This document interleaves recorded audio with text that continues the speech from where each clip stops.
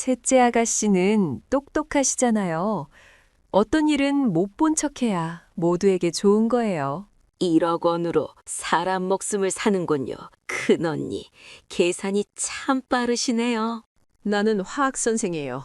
나는 어떻게 양을 조절하고 어떻게 자연스러운 노화처럼 보이게 하는지 알아요. 안녕하십니까. 편안한 노후에서 전해드리는 오늘의 이야기입니다. 안녕하세요. 임유진이라고 합니다. 저는 30살, 재료공학 박사 후 연구원으로 국내 최고 수준의 신재생 에너지 회사에 막 입사하여 2억 원의 연봉을 받게 되었습니다.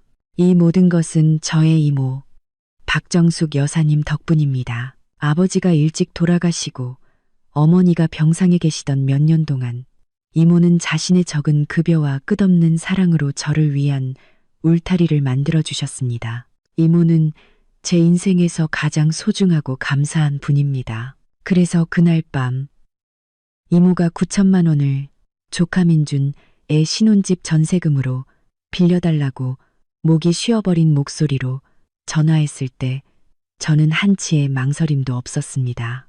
하지만 이 사실을 남편 강태호에게 말하자 그는 단 3분간 침묵하더니 곧바로 이모에게 1억 8천만 원을 송금했습니다. 제가 따져 묻기도 전에 이모의 전화가 다시 걸려왔습니다. 공포에 질린 목소리였습니다. 유진아, 돈은 받았는데 이건 대체 무슨 일이야? 전화는 밤 9시 30분에 울렸습니다. 창밖 서울 도심의 네온사인은 무수한 유광의 조각들로 잘려나가 제 서재의 통유리창에 비치고 있었습니다. 저는 4시간짜리 온라인 기술 회의를 막 마친 참이었습니다. 이모라는 이름이 화면에 뜨자 저는 마음이 따뜻해지며 낮 동안의 피로가 가시는 듯 했습니다. 이모, 전화 왜 하셨어요? 저는 저도 모르게 목소리를 부드럽게 낮췄습니다. 수화기 너머로 이모의 익숙하면서도 낯선 목소리가 들려왔습니다. 조심스럽게 망설이는 기색이 역력했습니다. 유진아, 일하는데 방해한 건 아니지? 저는 이모의 충청도, 사투리가 섞인 말투가 항상 저를 안개 낀 강변소도시의 어린 시절로 되돌려 놓는다는 것을 알았습니다. 아니요, 지금 막 끝났어요. 이모랑 이모부 건강은 괜찮으시죠? 민준이는요, 요즘 어떻게 지내요? 저는 창가로 걸어가 불야성을 이루는 도시를 내려다보며 물었습니다. 응, 다 괜찮아. 이모의 목소리가 멈췄습니다. 어색한 침묵이 이어졌습니다. 숨소리가 거칠었고 뭔가 꺼내기 어려운 말이 목에 걸려있는 듯 했습니다.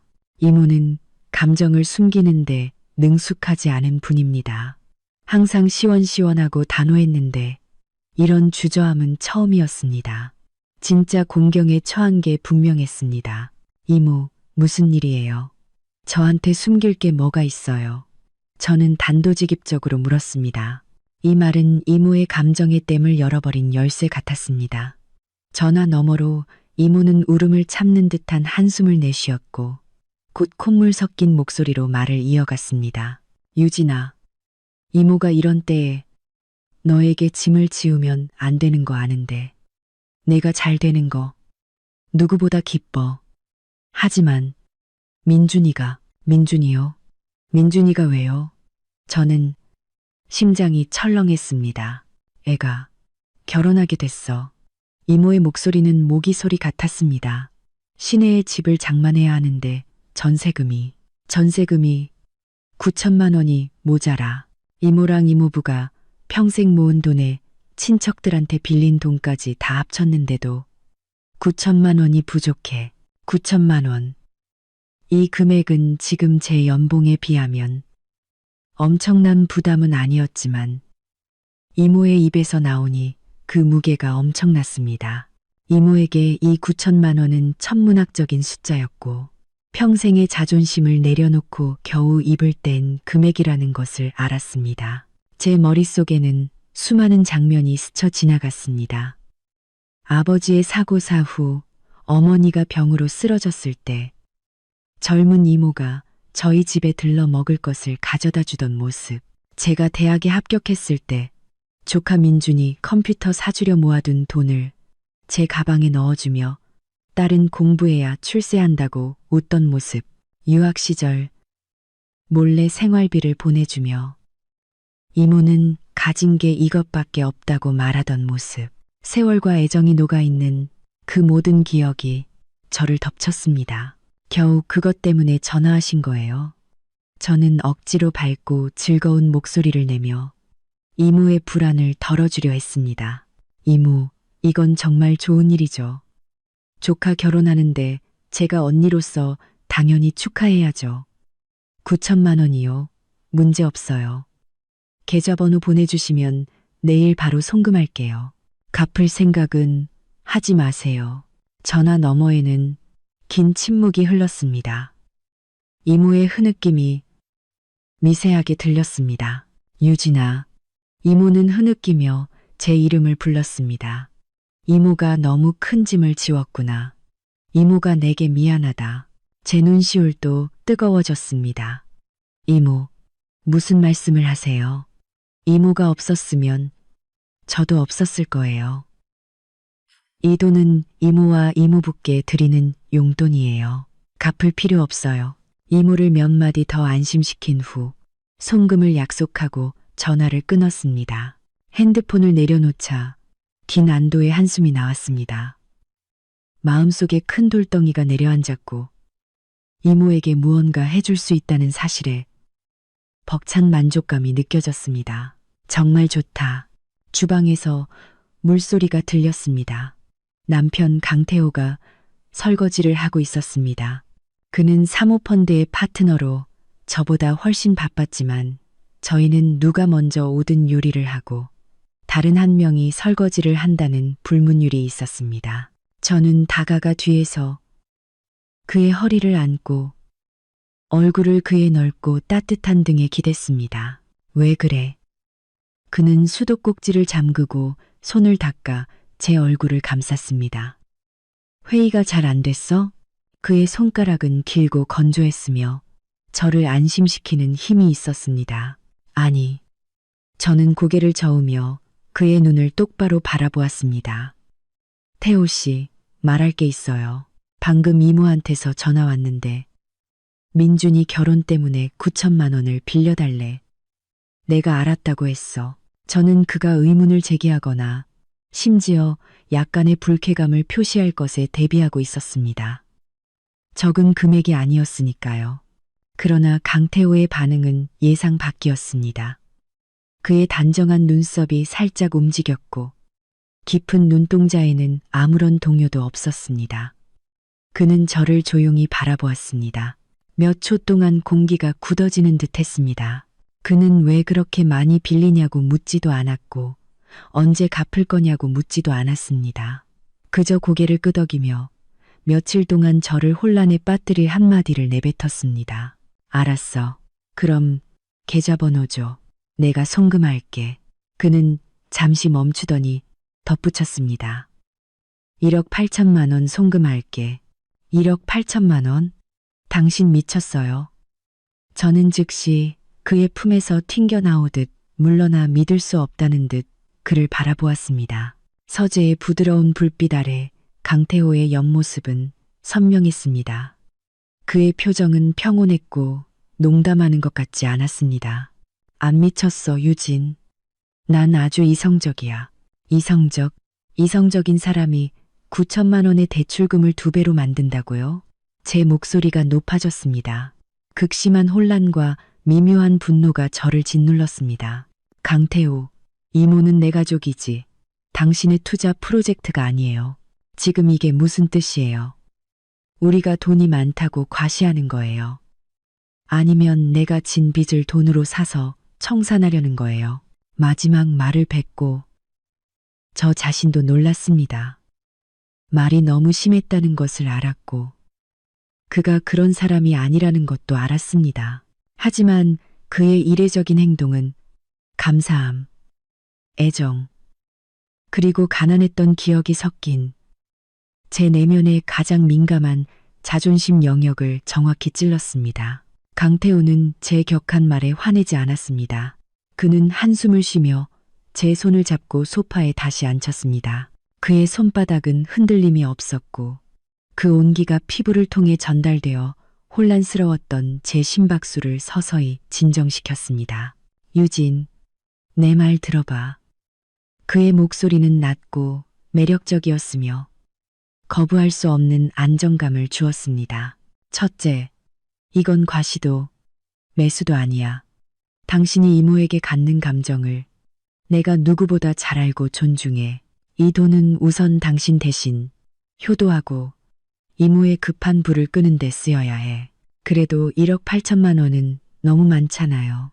9천만 원이 필요하다고 했으니 1억 원을 보내면서 추계금을 좀 더 얻는 정도가 충분히 성에 있는 거잖아요. 1억 8천만 원은 너무 과장된 거 아니에요? 이모가 놀랄 거예요. 게다가 우리 돈도 땅 파서 나오는 거 아니잖아요. 우리 돈 땅 파서 나오는 거 아니지. 강태호가 제 말을 잘랐습니다. 그래서 돈 1원이라도 쓸 때는 그만한 가치가 있어야 해. 유진, 당신은 최고의 과학자이고 논리적 추론과 실험 검증에 익숙하지. 그럼 지금부터 우리도 작은 사회 실험을 해보자. 어때? 무슨 실험요? 저는 그의 말에 어리둥절했습니다. 먼저 몇 가지 질문에 답해줘. 그가 손가락을 하나 세웠습니다. 첫째, 이모는 성격이 매우 강하고 남에게 쉽게 부탁하지 않는 분이지. 저는 고개를 끄덕였습니다. 사실이었습니다. 둘째, 조카, 민준이, 당신은 민준이를 성실하고 책임감 있는 청년이라고 생각해? 저는 주저했습니다. 머릿속에는 여위고 내성적이며 이모와 이모부의 과보 속에서 자란 조카 민준의 모습이 떠올랐습니다. 그는 실업계 고등학교 졸업 후 여러 직장을 전전하다가 결국 이모부의 도움으로 작은 지역 공장의 창고 관리직을 얻었습니다. 급여는 적었지만 한가했습니다. 그를 성실하다고 말하기는 어려웠습니다. 책임감이 있다고는 더더욱 확신할 수 없었습니다. 제 망설이는 표정을 본 강태호의 눈빛은 더욱 확신에 찼습니다. 셋째, 그리고 가장 중요한 질문이야. 그는 계속했습니다. 곧 결혼할 남자가 신혼집 전세금도 마련하지 못해서 평생을 고생한 어머니가 평생의 자존심을 버리고 친척에게 자신의 반, 평생 저축액과 맞먹는 거액을 빌려달라고 하게 하는 게 정상이라고 생각해? 그의 말은 정교한 암호처럼 제 논리 시스템의 허점을 정확히 강타했습니다. 맞습니다. 비정상적이었습니다. 너무 비정상적이었습니다. 저는 이모에 대한 감사함과 안쓰러움에 완전히 빠져서 이 비합리적인 세부 사항들을 자동으로 무시하고 있었습니다. 강태호의 분석을 듣자마자 사건의 근본적인 논리가 흔들리기 시작했습니다. 이모는 민준이 결혼 때문에 빌린다고 했지만 민준이는 정말 결혼하는 걸까? 상대방은 누구지? 어떤 집을 사는 거지? 왜 하필 9천만 원이라는 평범한 가정을 완전히 털어낼 수 있는 이 절묘한 금액일까? 당신 말은 이모가 나한테 거짓말을 했다는 거예요? 저는 마음이 싸늘해졌습니다. 아니, 강태호는 즉시 부정했습니다. 나는 이모가 당신을 진심으로 아낀다는 사실을 의심하지 않아. 하지만 지금 이모가 엄청난 압박을 받고 있다고 의심해. 그 압박 때문에 거짓말을 할 수밖에 없는 거야. 선량한 사람이 스스로도 믿지 못하는 거짓말을 할 때는 반드시 허점을 남겨. 그리고 우리에게는 그 허점을 파헤쳐 진실을 볼 도구가 필요해. 그래서 1억 8천만 원이 당신의 도구라는 거예요? 저는 조금 이해가 되기 시작했습니다. 맞아. 강태호의 눈빛에 금융사냥꾼 특유의 날카로운 빛이 번뜩였습니다. 만약 이모 말대로 정말 집을 사는데 돈이 부족한 거라면 추가로 들어온 9천만 원은 이모에게 놀라움과 감사함을 안겨줄 거야. 그리고 이모는 남은 돈을 어떻게 우리에게 돌려줄지 생각하겠지. 이모의 반응은 긍정적일 거야. 그는 잠시 멈췄습니다. 어조가 진지해졌습니다. 하지만 만약 이 9천만 원 뒤에 빚이나 도박, 혹은 통제 불가능한 문제가 숨어 있다면 예상치를 훨씬 뛰어넘는 9천만 원이 갑자기 추가된다는 사실은 이모에게 기쁨이 아니라 경악이 될 거야. 그것은 이모의 취약한 심리적 방어선을 순식간에 무너뜨릴 거야. 상황이 더 이상 자신이 감당할 수 있는 범위를 넘어섰다는 것을 깨닫게 하고 거짓말을 더 이상 숨길 수 없다는 것을 알게 하는 거지. 그때 이모가 할 수 있는 유일한 일은 우리에게 모든 것을 털어놓는 것뿐이야. 저는 강태호를 멍하니 바라보았습니다. 마치 3년간 함께 잠자리에 든 이 남자를 처음 보는 것 같았습니다. 저는 협상 테이블에서의 그의 냉철함과 결단력을 알고 있었지만 그가 이런 상업적 분석 논리를 복잡한 인간관계에 이토록 정확하게 적용할 줄은 몰랐습니다. 이건 너무 위험해요. 만약에 당신 예측이 틀렸다면요. 만약은 없어. 강태호는 제 손을 꽉 잡았습니다. 내 판단을 믿고 당신의 이모에 대한 이해를 믿어. 지금 계좌번호를 줘. 저는 그의 확신에 찬 눈빛을 보며 갈등했습니다. 이성적으로는 그의 분석이 매우 타당하다는 것을 알았지만 감정적으로는 이런 시험이 이모에게 상처를 줄까 두려웠습니다. 결국 이성이 감정을 이겼습니다. 저는 이모가 보낸 계좌번호를 찾아 강태호에게 넘겼습니다.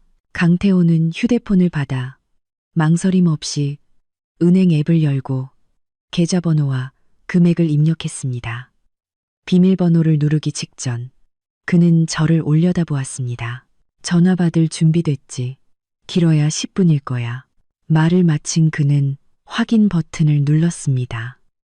휴대폰 화면에는 송금 성공을 알리는 녹색 글자와 함께 1억 8천만 원이라는 금액이 선명하게 표시되었습니다. 제 심장은 그 숫자를 따라 목구멍까지 치솟았습니다. 아니나 다를까 5분도 채 되지 않아 제 휴대폰이 격렬하게 진동했습니다. 화면에는 여전히 이모라는 두 글자가 마치 폭발 직전의 심장처럼 깜빡이고 있었습니다. 저는 심호흡을 하고 통화 버튼을 눌렀습니다. 이번에는 스피커폰으로 설정했습니다. 유진아. 이모의 목소리는 찢어지는 천처럼 날카롭고 떨렸으며 극도의 공포와 혼란으로 가득 차 있었습니다. 30분 전의 조심스러운 목소리와는 완전히 달랐습니다. 마치 하늘이 무너진 듯한 당황스러움이었습니다. 이모, 저예요. 돈 받으셨죠? 저는 가능한 한 목소리를 침착하게 유지하려고 했지만 휴대폰을 쥔 손바닥에는 이미 땀이 흥건했습니다. 받았는데. 이모는 울음 섞인 목소리로 급하게 말했습니다. 이모가, 이건 대체 무슨 일이야? 어떻게 1억 8천만 원이 들어와? 너희 실수로 잘못 보낸 거 아니니? 왔구나. 저는 강태호와 눈을 마주쳤고 우리는 서로의 눈에서 예측이 현실이 되었다는 신호를 확인했습니다. 강태호는 고개를 끄덕이며 계획대로 진행하라는 신호를 보냈습니다. 잘못 보낸 거 아니에요, 이모. 저는 마음을 다잡고 미리 상의한 대로 태어난 어조로 말했습니다. 민준이 결혼해서 집 산다고 하셨잖아요. 9천만 원은 전세금 보태 쓰시라고 드린 거고요. 나머지 9천만 원은 제가 언니로서 신혼집 가구랑 가전제품 하라고 결혼 축의금으로 넉넉하게 보낸 거예요. 적다고 생각하지 마세요. 저희 마음이에요. 저는 일부러 말이 되게끔 이 경악을 엄청난 기쁨으로 포장했습니다. 이것이 강태호가 가르쳐준 두 번째 단계였습니다. 만약 상대방의 거짓말이 확고하다면 그들은 이 놀라움을 받아들이고 상황은 더 깊은 미궁으로 빠질 것입니다. 그러나 심리적 방어선이 무너졌다면 이 합리적인 설명은 그들을 짓누르는 마지막 지푸라기가 될 것입니다. 역시나 전화 너머는 숨 막히는 정적으로 변했습니다. 저는 천리박 강변 소도시에 있는 이모가 지금 전화기를 쥐고 얼굴이 하얗게 질린 채 머릿속이 복잡할 것이라고 상상할 수 있었습니다.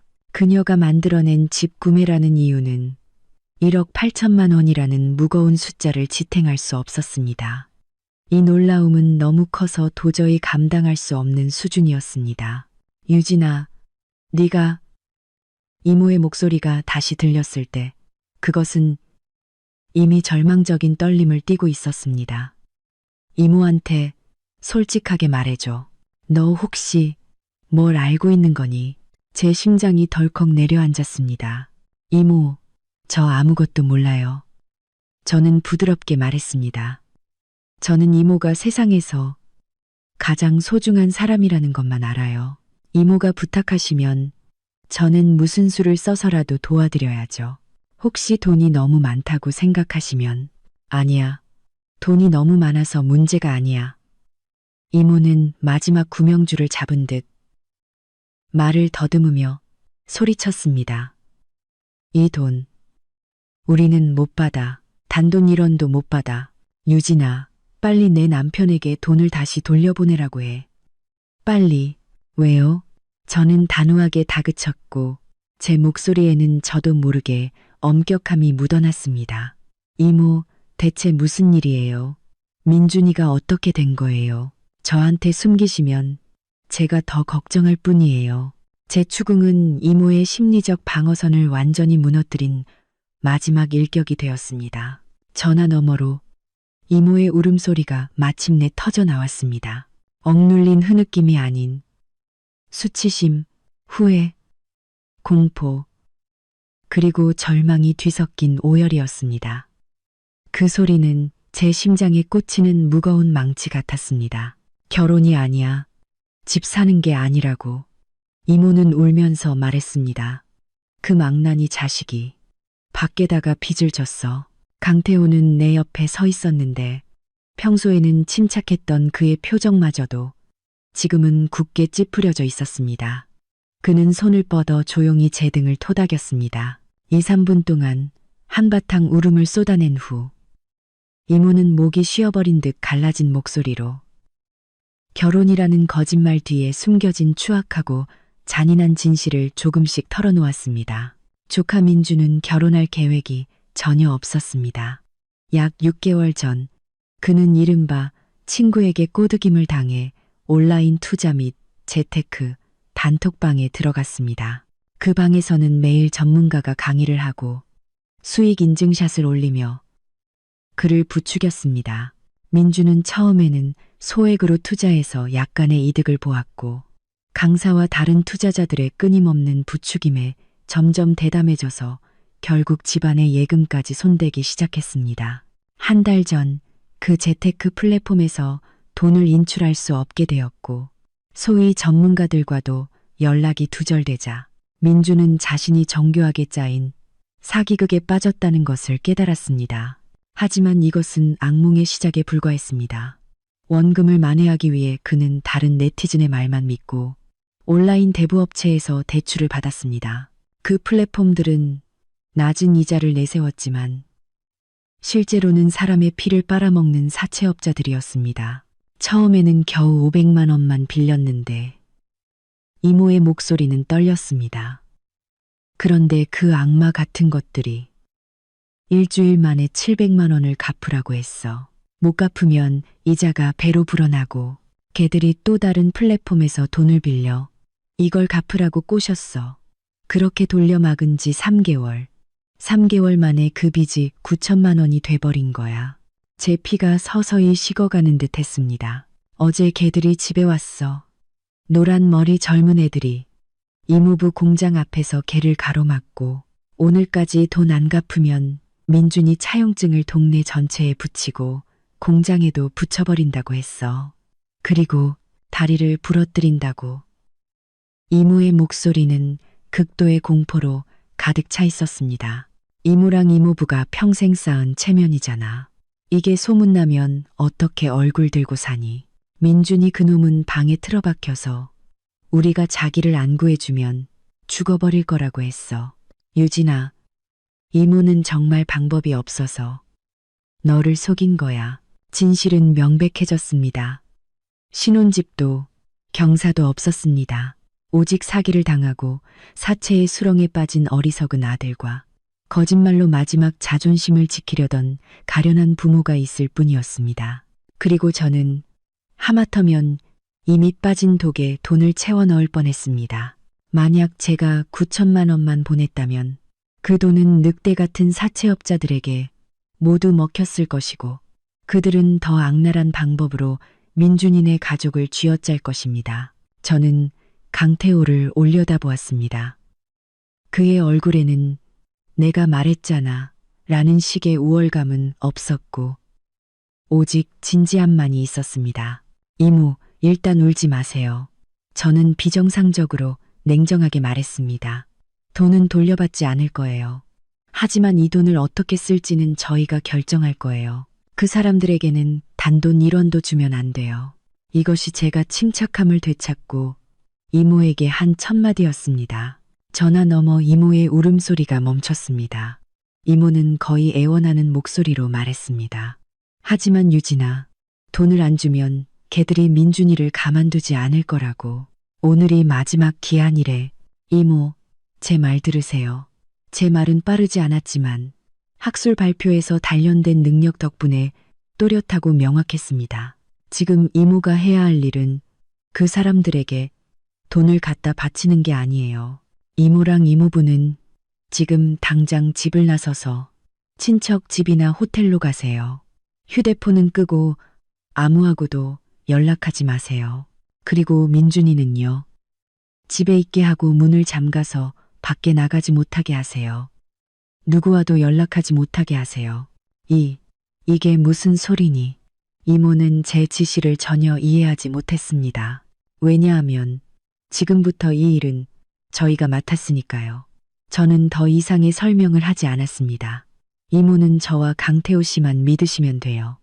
전화를 끊고 저는 온몸에 힘이 빠진 듯 소파에 주저앉았습니다.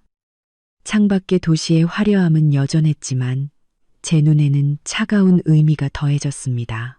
제가 익숙한 그 소도시에서 이모와 이모부가 어떤 고통과 공포를 겪고 있었는지 상상할 수 없었습니다. 강태호는 제게 따뜻한 물 한 잔을 건네고 제 옆에 앉아 어깨를 살짝 감싸 안았습니다. 두려워하지 마. 내가 있어. 그냥 너무 황당해요. 저는 그의 어깨에 기대어 목이 잠긴 소리로 말했습니다. 저는 열심히 공부하고 열심히 일하고 돈을 많이 벌면 제가 사랑하는 사람들이 편안하게 살 수 있을 거라고 생각했어요. 그런데 지금 보니 돈이 항상 문제를 해결해 주는 게 아니네요. 오히려 더 큰 문제를 만들 수도 있어요. 아니야. 강태호가 저를 바로 잡았습니다. 돈 자체가 문제가 아니라 돈을 어떻게 쓰느냐가 문제야. 당신은 돈을 친정에 대한 보답의 도구로 보았고 나는 그것을 문제를 해결하는 무기로 보았지. 이제 우리의 탄약은 충분해. 이 무기가 힘을 발휘할 때야. 저는 고개를 들어 그의 깊은 눈을 바라보았습니다. 당신은 이미 알고 있었죠. 이 일이 빚과 관련이 있을 거라고 짐작했죠. 강태호는 부인하지 않고 고개를 끄덕였습니다. 나는 위험 투자를 하는 사람이야. 매일 다양한 사람들과 프로젝트를 다루지. 사람의 말과 행동, 재정 상태는 그 사람의 성격 및 배경과 필연적인 논리적 연관성이 있어. 이모의 SOS 전화에는 논리적으로 모순되는 지점들이 너무 많았어. 돈을 향한 모든 거짓말 뒤에는 크게 두 가지 가능성밖에 없어. 하나는 도박, 다른 하나는 빚. 그리고 그 둘은 대개 공존하지. 그럼 어떻게 할 생각이에요? 당장 경찰에 신고할 건가요? 제가 물었습니다. 이것이 제가 생각할 수 있는 가장 직접적인 방법이었습니다. 신고는 해야 하지만 지금은 아니야. 강태호는 고개를 저었습니다. 이런 온라인 사채업자들은 뒤에 매우 전문적인 팀이 있어. 그들은 법적 위험을 교묘하게 회피하지. 차용증에는 이자가 아닌 서비스 비용, 컨설팅 비용 등으로 적혀 있을 거야. 경찰이 개입해도 대부분 민사 분쟁으로 조정될 뿐 근본적인 해결은 어려워. 게다가 만약 지금 신고하면 상대방이 코너에 몰려 더 극단적인 행동을 할 수도 있어. 민준이의 안전을 보장할 수 없지. 그럼 어떻게 해요? 정말 그들에게 돈을 주어야 하나요? 당연히 안 줘. 강태호의 입가에 차가운 미소가 걸렸습니다. 그것은 제가 협상 테이블에서 보아왔던 그의 표정이었습니다. 그들이 9천만 원을 요구한 것은 당신 가족이 그 돈을 겨우 마련하거나 혹은 아예 마련하지 못할 것이라는 전제하에 압박하는 심리전이야. 하지만 우리가 9천만 원뿐 아니라 1억 8천만 원까지 내놓을 수 있다는 사실을 알게 되면 그들의 심리는 변해. 어떻게 변하는데요? 저는 다급하게 물었습니다. 마지막 한 방울까지 쥐어짜려던 흉포함이 일단 한몫 챙기려는 탐욕으로 변할 거야. 강태호는 한마디 한마디 분석했습니다. 그들은 당신 가족을 철없는 큰 물고기로 볼 거야. 1억 8천만 원을 쉽게 내놓을 수 있다면 더 많은 돈도 낼 수 있을 거라고 생각하겠지. 그들의 욕심은 커지겠지만 동시에 경계심은 낮아질 거야. 그는 일어서서 거실을 왔다 갔다 했습니다. 마치 사냥감을 포착한 사자 같았습니다. 내가 지금 해야 할 일은 그들의 탐욕을 이용하여 그들 스스로 허점을 드러내게 만드는 거야. 유진, 당신 이모부에게 현지에서 사회적 영향력이 있고 믿을 만한 친구가 필요해. 저는 즉시 한 사람이 떠올랐습니다. 주 사장님, 저희 아버지 살아생전 가장 친했던 동료예요. 지금은 작은 운송회사를 운영하고 계시고 의리가 아주 강해요. 저희 집안과도 관계가 아주 좋고요. 좋아. 강태호는 휴대폰을 꺼내 누군가에게 전화를 걸었습니다. 여보세요. 최전무, 나 강태호야. 뭘 좀 조사해줘. 다음 1시간 동안 강태호는 쉴 틈 없이 전화를 걸었습니다. 3-4통의 전화는 간결하고 지침이 명확했습니다. 저는 반쯤만 이해했지만 서울을 중심으로 천리박 소도시에 거대한 무형의 그물이 빠르게 펼쳐지고 있다는 것을 느낄 수 있었습니다. 그는 법무팀 친구를 통해 그 대출 플랫폼들의 배후 회사 정보와 법인 자료를 입수했습니다. 또 다른 금융 리스크 관리 친구를 통해 민준의 대출 자금 흐름과 그 재테크 회사의 서버 주소를 역추적했습니다. 정보가 그의 휴대폰으로 하나둘 모였습니다.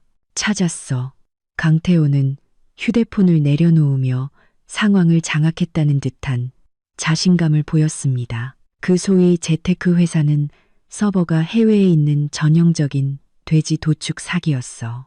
그리고 민준에게 고금리 대출을 해준 플랫폼들은 모두 조석호라는 인물이 대표로 있는 임시로 등록된 금융정보 서비스 회사와 연결되어 있어. 흥미롭게도 이 조석호는 2년 전 불법 추심 혐의로 집행유예를 선고받은 전과자야. 이 정보들이 무슨 소용이 있어요? 제가 물었습니다. 아주 유용하지.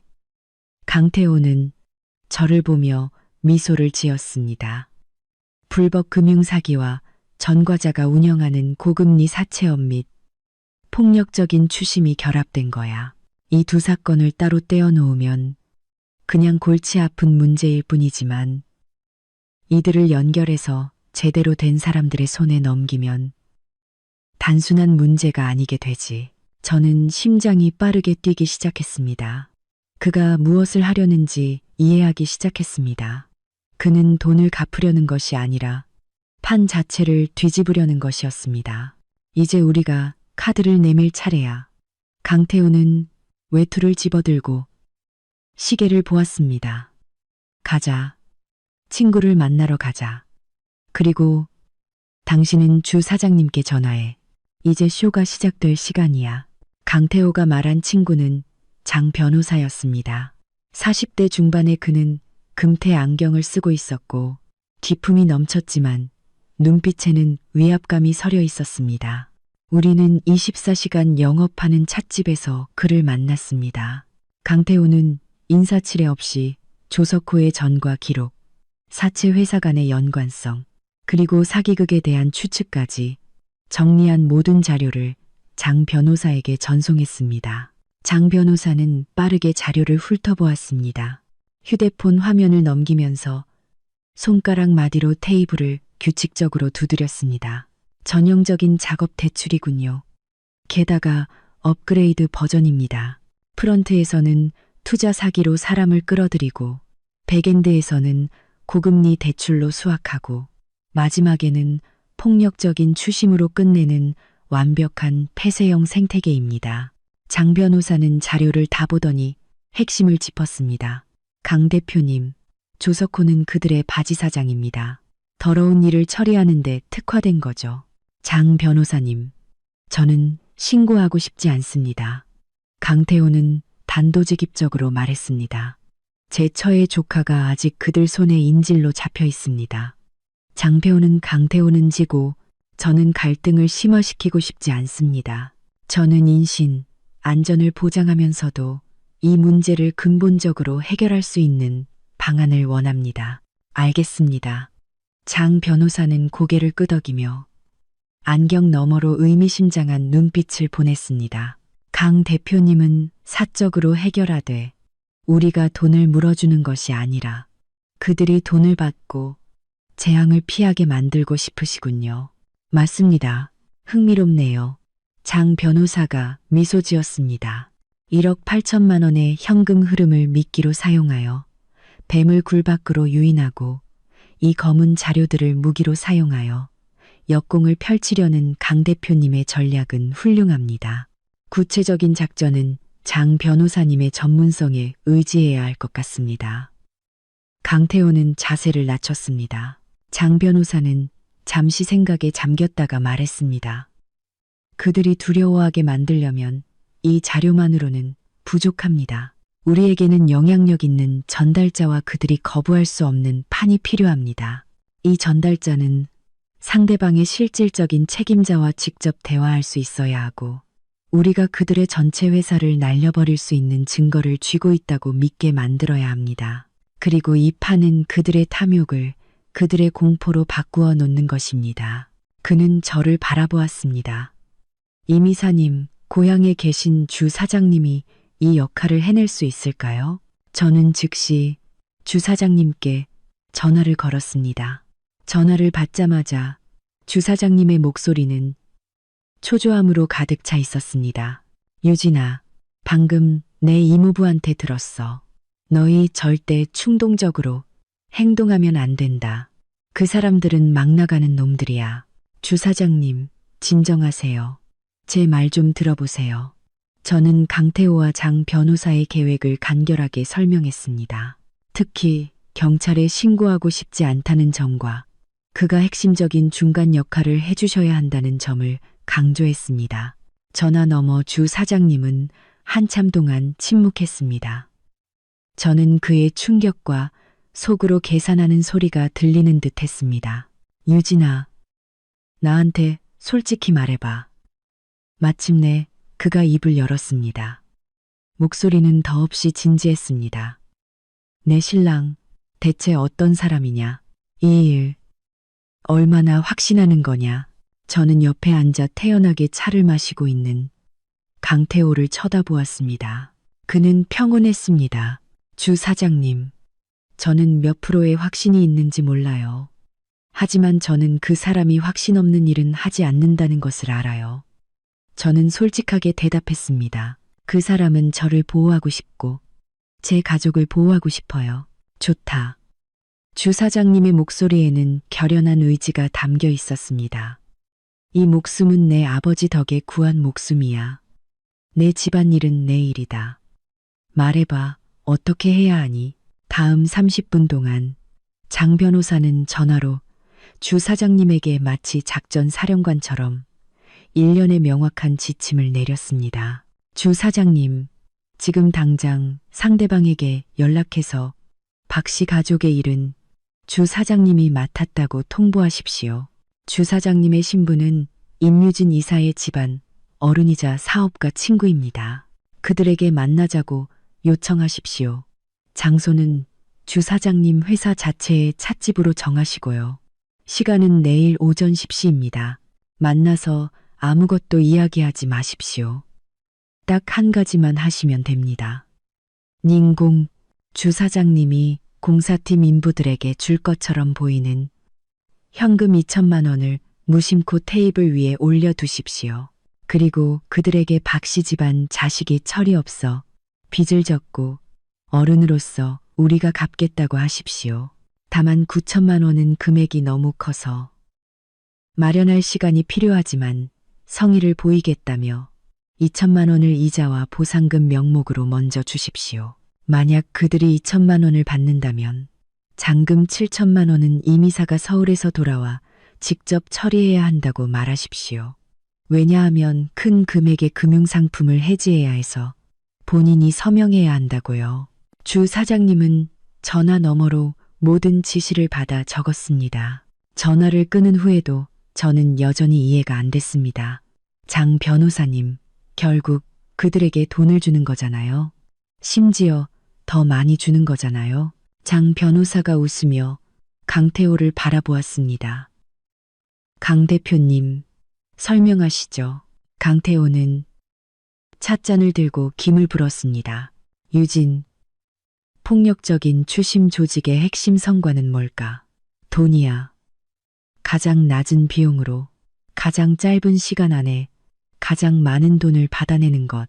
그들이 가장 두려워하는 것은 경찰이 아니라 골칫거리야. 비용을 증가시키거나 시간을 지연시키거나 혹은 규제 당국에 노출될 수 있는 모든 요소는 그들이 필사적으로 피하는 것들이지. 주 사장님의 등장은 그들에게 첫 번째 신호를 주었어. 이 일에 점잖은 사람이 개입했다는 신호지. 더 이상 쉽게 주무를 수 있는 평범한 가정이 아니라는 거야. 주 사장님 자신의 회사와 인맥 자체가 잠재적인 문제거리가 될 수 있어. 테이블 위에 2천만 원 현금은 두 번째 신호야. 우리는 돈이 있고 성의도 있다는 거지. 이것은 그들의 탐욕을 즉시 자극해서 계속 싸우는 것보다 쉽고 편안한 거래를 하는 것이 낫다고 생각하게 만들 거야. 그리고 마지막, 금융상품 해지라는 핑계가 세 번째이자 가장 핵심적인 신호야. 강태호의 눈빛이 깊어졌습니다. 이것은 그들에게 우리 집의 진짜 돈은 서울에서 정상적인 직장을 가진 이미사의 손에 달려 있고 그 돈은 어떤 금융기관과 연결되어 있다고 알려주는 거야. 이것이 장 변호사님이 다음 단계로 나설 수 있는 토대를 마련해 주는 거지. 저는 그제야 깨달았습니다.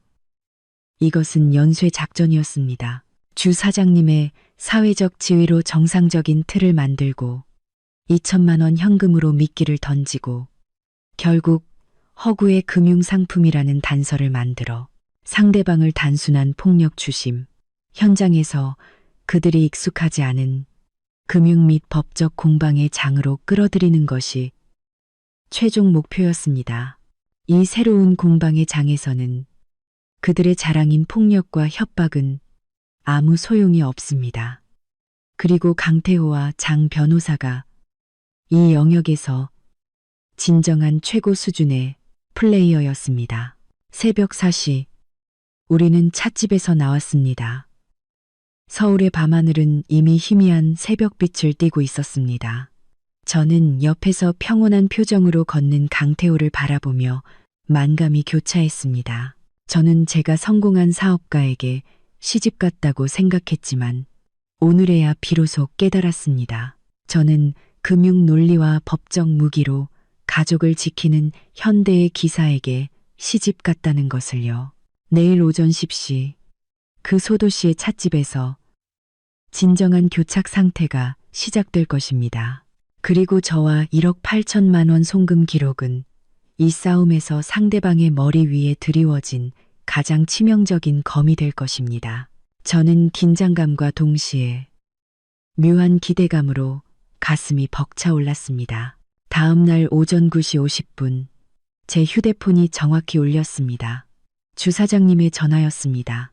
그의 목소리는 매우 낮았고 배경에는 약간의 소음이 들렸습니다. 유진아, 놈들이 왔어. 셋이 왔는데 우두머리는 30대쯤 되어 보이고 목에 흉터가 있어. 순해 보이지 않아. 네가 시킨 대로 돈은 테이블 위에 놨다. 주 사장님, 긴장하지 마세요. 저는 전화에 대고 한마디 말했습니다. 기억하세요. 당신은 그들에게 애원하는 것이 아니라 그들에게 명분을 주는 거예요. 당신은 어른이시니까 어른의 기품을 보여주세요. 알겠다. 주 사장님이 굵게 대답했습니다. 전화를 끊고 저와 강태호, 장 변호사는 장 변호사 사무실 회의실에 앉아 있었습니다. 거대한 화면은 두 개의 창으로 나뉘어 있었습니다. 하나는 저와 주 사장님의 통화 기록 화면이었고, 다른 하나는 장 변호사 보조 변호사가 대기 중인 화상통화 창이었습니다. 방 전체는 바늘 떨어지는 소리도 들릴 만큼 조용했습니다. 매 순간이 늘어난 고무줄처럼 팽팽하게 제 신경을 압박했습니다. 약 20분이 지났을까? 주 사장님의 전화가 다시 걸려왔습니다. 그들이 돈을 가져갔어. 주 사장님의 목소리에는 안도감이 느껴졌습니다. 그 흉터난 놈이 조석호인데 우리가 조사한 대로야. 처음에는 거만하더니 오늘 당장 9천만 원 전부를 받아야 한다고 하더군. 내가 찻잔을 내려놓고 말했지. 젊은 친구, 성급할 거 없다. 돈은 당연히 너희들 몫이지만 규칙을 어기면 안 되지. 그가 테이블 위에 2천만 원 현금을 보자마자 눈이 커지더군. 내가 아이가 철이 없어 너희들을 귀찮게 했으니 이 2천만 원은 동생들 차 마실 수고비라고 했지. 그리고 남은 돈 7천만 원은 내가 서울에서 돌아와야 정리가 될 거다. 큰 금융상품 해지에 본인 사인이 필요해서 그렇다고 슬쩍 흘렸어. 그랬더니 그 조석호라는 놈이 태도가 바로 바뀌더군. 나한테 형님 하면서 주 사장님이 주관하시면 당연히 체면을 세워줘야죠 라고 말하더군. 그리고 돌아와서 바로 자기한테 연락하라고 했어. 정말 잘하셨습니다. 주 사장님. 전화 너머 장 변호사가 흡족한 미소를 지었습니다. 첫 단계 완벽하게 달성했습니다. 이제 귀가해서 쉬십시오. 나머지는 저희에게 맡기십시오. 통화를 마치자 장 변호사는 강태호를 바라보며 말했습니다. 강 대표님, 물고기가 미끼를 물었습니다. 이제 우리 금융 전문가임 이사가 등장할 차례군요. 그는 보조 변호사에게 고개를 돌렸습니다. 김 변호사, 준비되었습니까? 화상 속 김 변호사가 고개를 끄덕였습니다.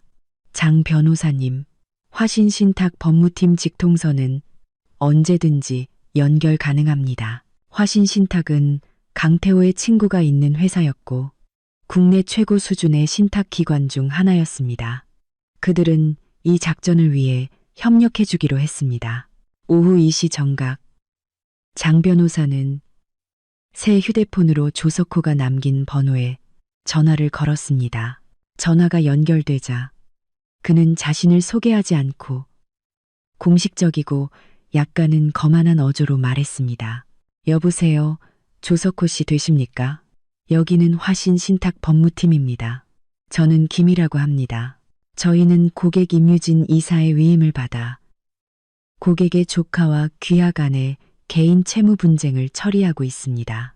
전화 너머 조석호는 분명히 당황했지만 이내 경계하는 목소리로 물었습니다. 신탁이요? 당신들 누구요? 임유진이 누군지 모릅니다. 임이사를 모르신다고 해도 괜찮습니다. 장 변호사의 어조는 여전히 평온했습니다. 하지만 오늘 오전 주 사장님으로부터 현금 2천만 원을 받으셨죠? 이 돈은 임이사의 관련 계좌에서 송금된 것입니다. 저희 신탁회사는 고객의 거액 자금 이동에 대해 리스크 평가를 할 의무가 있습니다. 현재 임이사는 귀하의 채무를 상환하기 위해 2억 원 상당의 신탁 상품을 해지하려고 합니다. 하지만 저희 리스크 관리 절차에 따라 이 채무가 합법적인지 확인해야 합니다. 합법성이라뇨. 빚은 빚이죠. 갚는 게 당연하잖아요. 조석호의 목소리가 짜증스럽게 변했습니다. 물론이죠. 장 변호사는 느긋하게 말했습니다. 그래서 귀하께서 박민준 씨가 서명한 원본 대출 계약서, 관련 서비스 약관, 그리고 상세한 자금 흐름 기록을 제공해 주셔야 합니다. 저희는 이 채무가 불법적인 고금리, 빚 돌려막기, 혹은 기타 위법 행위에 연루되지 않았는지 확인해야 합니다. 이는 고객의 합법적인 권익을 보호하기 위함입니다. 관련 자료의 전자사본을 제가 보내드린 이메일 주소로 보내주십시오. 저희가 승인하면 임의사의 신탁 해지 절차를 즉시 처리하여 잔금 7천만 원을 24시간 내에 입금해 드릴 것입니다. 이 말은 엄청난 정보량을 담고 있었고 전문적인 압박감으로 가득 차 있었습니다. 신탁회사 법무팀, 리스크 평가, 채무합법성, 고객 권익 보호, 조석호가 평소에는 접할 수 없는 이 단어들은 마치 총알처럼 그의 리듬을 정확히 흐트러뜨렸습니다. 그가 호구라고 생각했던 사람이 갑자기 거대한 정규 금융기관을 등에 업은 것처럼 보였습니다. 그가 자랑하던 폭력과 협박은 법무팀이라는 세 글자 앞에서 힘을 잃었습니다. 전화 너머에는 침묵이 흘렀습니다.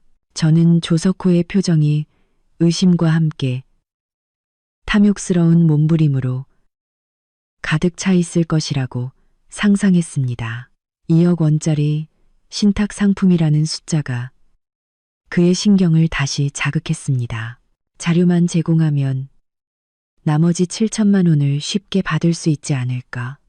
당신들, 나를 협박하지 마. 조석호가 마침내 소리를 질렀습니다. 나는 신탁이고 뭐고 상관 안 해. 내일까지 돈 못 받으면 후회하게 될 거야. 후회라. 장 변호사는 조용히 웃으며 어조를 완전히 바꾸었습니다. 조석호 씨, 우리를 협박하기 전에 선의로 한 가지 알려드리죠.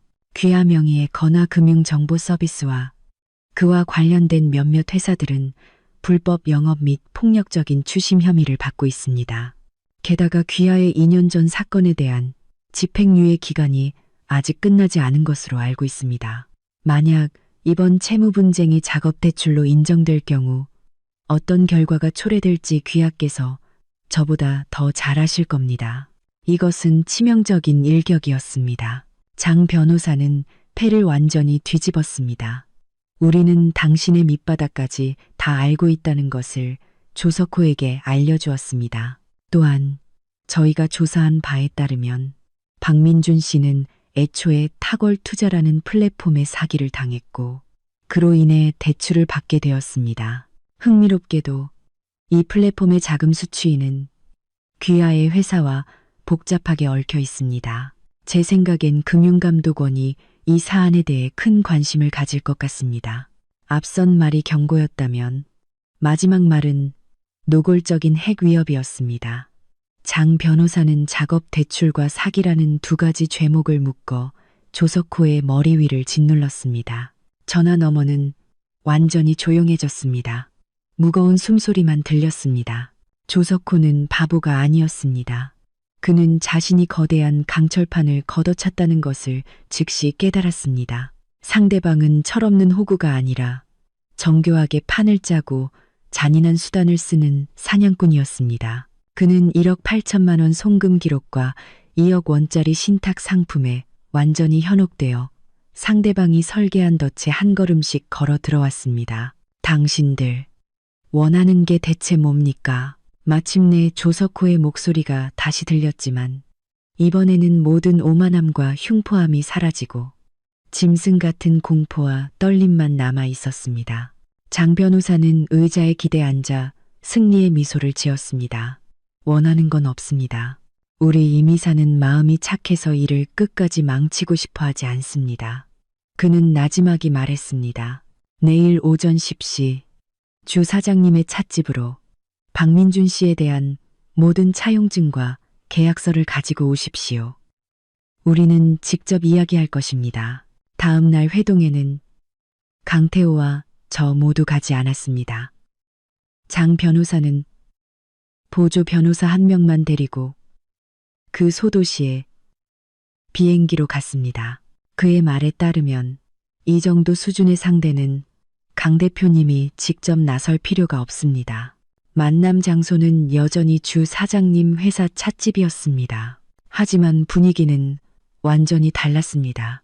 주 사장님의 나중 설명에 따르면 조석호는 혼자 왔고 그의 목에 난 흉터는 어두컴컴한 찻집에서 오히려 우스꽝스럽게 보였습니다. 그는 어제의 오만함은 온데간데 없었고 의자에 앉아서도 불안해하며 재판을 기다리는 죄수 같았습니다.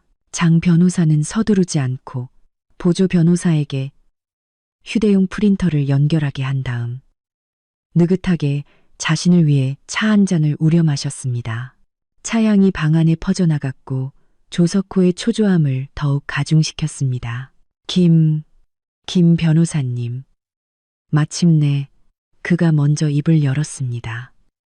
이 일 혹시 오해가 있는 거 아닙니까? 오해가 있는지 없는지는 당신이 잘 알겠죠. 계약서와 차용증은 모두 가져왔습니까? 장 변호사는 차를 내려놓고 눈을 들어 그를 바라보며 무미건조하게 말했습니다. 조석호는 허둥지둥 가방에서 구겨진 파일철을 꺼내 테이블 위에 놓았습니다. 그 안에는 민준이 어리석은 청년에서 빚의 심연으로 추락하는 전 과정이 기록되어 있었습니다. 종이 한 장 한 장이 탐욕과 피냄새를 풍기는 듯했습니다. 장 변호사는 안경을 쓰고 한 장씩 꼼꼼히 살펴보았습니다. 매우 느리게 보았고 때로는 펜으로 무언가를 긋거나 때로는 알 수 없는 헛기침을 했습니다. 조석호의 이마에서는 식은땀이 뚝뚝 떨어졌습니다. 채무 불리기, 음성계약, 악의적 계약 위반 유도, 수법은 꽤나 다 갖췄군요. 장 변호사는 서류를 덮고는 대수롭지 않게 평가했습니다. 조석호 씨, 이 서류만으로도 당신은 몇 년은 감옥에서 지낼 수 있습니다. 불법 영업과 사기 교사까지 더한다면 김 변호사님, 조석호는 벌떡 일어나 울기 직전이었습니다. 이건 정말 제 잘못이 아닙니다. 저도 위에서 시키는 대로 한 거예요. 박민준 씨, 건도 다른 사람한테 받은 거예요. 제발 선처를 베풀어 주십시오. 살 길을 알려주십시오. 살 길이요. 장 변호사는 의자에 기대 앉아 손가락을 깍지 끼고 그를 바라보았습니다. 길은 두 가지입니다. 하나는 제가 지금 당장 경찰에 신고하여 당신과 당신 배우 세력을 일망타진하는 것입니다. 우리 이미사는 그깟 돈에 연연하지 않지만 공정함을 중요하게 생각합니다. 조석호의 얼굴이 순식간에 새파랗게 질렸습니다. 다른 길은요. 장 변호사는 말을 바꾸었습니다. 이미사의 동생 민준이가 철이 없어서 귀하에게 폐를 끼쳤습니다. 어제 주 사장님이 준 2천만 원은 동생들 차 대접하는 수고비와 위로금으로 치겠습니다. 이 일은 여기서 끝입니다. 당신은 모든 원본 계약서와 차용증을 여기에 두고 가십시오. 그리고 오늘 이후로 당신과 당신 배우 세력은 박 씨 가족의 누구에게도 영원히 접근하거나 피해를 입혀서는 안 됩니다. 이행할 수 있습니까? 조석호는 망연자실했습니다. 자신의 귀를 믿을 수 없었습니다. 돈을 갚지 않아도 된다니 9천만 원이라는 거액의 빚이 이미 받은 2천만 원으로 한 번에 탕감된다는 말인가? 이것이 하늘에서 떨어진 떡인가? 그는 장 변호사를 쳐다보았습니다. 눈빛은 의심과 혼란으로 가득 차 있었습니다. 그는 이해할 수 없었습니다. 상대방이 이토록 큰 노력을 들여 판을 짰는데 단지 7천만 원을 아끼기 위해서란 말인가? 1억 8천만 원을 쉽게 내놓고 신탁에 2억 원을 넣어둔 사람에게 7천만 원이 무슨 의미가 있단 말인가? 왜 왜 기쁘지 않습니까? 장 변호사는 눈썹을 치켜떴습니다. 그럼 첫 번째 길로 가야겠군요. 아닙니다. 기쁩니다. 당연히 기쁩니다. 조석호는 꿈에서 깨어난 듯 고개를 끄덕였습니다. 맹세합니다. 제 가족의 목숨을 걸고 다시는 박씨 가족에게 피해를 주지 않겠습니다. 계약서 여기 다 있습니다. 다 가져가십시오. 말만으로는 안 됩니다. 장 변호사는 서류 가방에서 몇 가지 서류와 녹음기를 꺼내 조석호에게 밀어 넣었습니다. 서명하십시오. 그리고 방금 한 말을 다시 한번 녹음기에 대고 말하십시오. 그것은 채무 합의서와 비밀유지 서약서였습니다. 합의서에는 모든 채무가 2천만 원으로 일시 청산되며 이웃 쌍방은 아무런 관계도 없다는 내용이 명시되어 있었습니다. 서약서는 조석호 측이 이 사건의 모든 세부 사항과 박씨 가족의 정보를 영구적으로 비밀로 유지해야 하며 누설시 막대한 배상 책임을 진다는 내용이었습니다. 조석호는 망설임 없이 펜을 들어 서명하고 지장을 찍었습니다. 그리고 떨리는 목소리로 녹음기에 대고 약속의 말을 한 글자도 틀리지 않고 반복했습니다.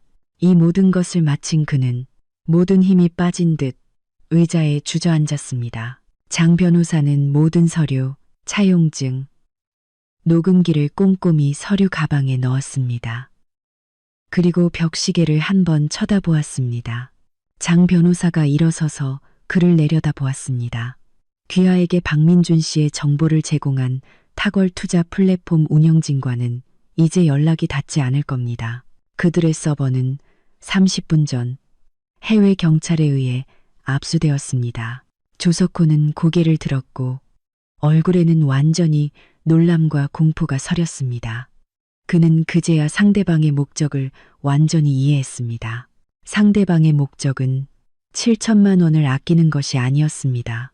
처음부터 강태호와 장 변호사의 목표는 그와 그의 뒤에 있는 전체 검은 카르텔이었습니다. 1억 8천만 원은 미끼가 아니라 이 거대한 분쇄기를 작동시키는 스위치였습니다. 그들은 민준을 구할 뿐만 아니라 이 독버섯을 뿌리째 뽑으려고 했습니다. 이것은 정의를 구현하기 위한 번개 같은 작전이었고 조석호는 이 작전에서 첫 번째로 쓰러진 도미노였습니다. 조석호는 넋이 나간 채 걸어나갔습니다.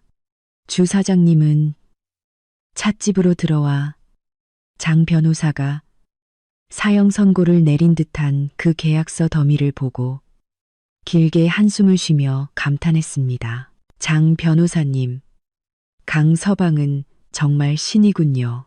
장 변호사는 웃으며 모든 서류를 모아 파쇄기에 넣었습니다. 그 죄악의 종이들이 조각조각 부서지는 것을 보면서 그는 말했습니다. 신이 아니라 전문가가 전문적인 일을 하는 것뿐입니다. 때로는 건달을 상대하려면 건달보다 규칙을 더 잘하는 수단을 써야 합니다. 그날 오후 장 변호사는 서울로 돌아왔습니다. 강태호는 또 다른 일을 했습니다. 그는 1억 8천만 원 중 남은 1억 6천만 원을 제 명의로 새로 개설한 신탁 계좌에 넣었습니다. 이게 뭐예요? 저는 휴대폰으로 받은 신탁 개설 통지서를 보고 물었습니다. 이모의 노후 보험이자 민준이의 족쇄야.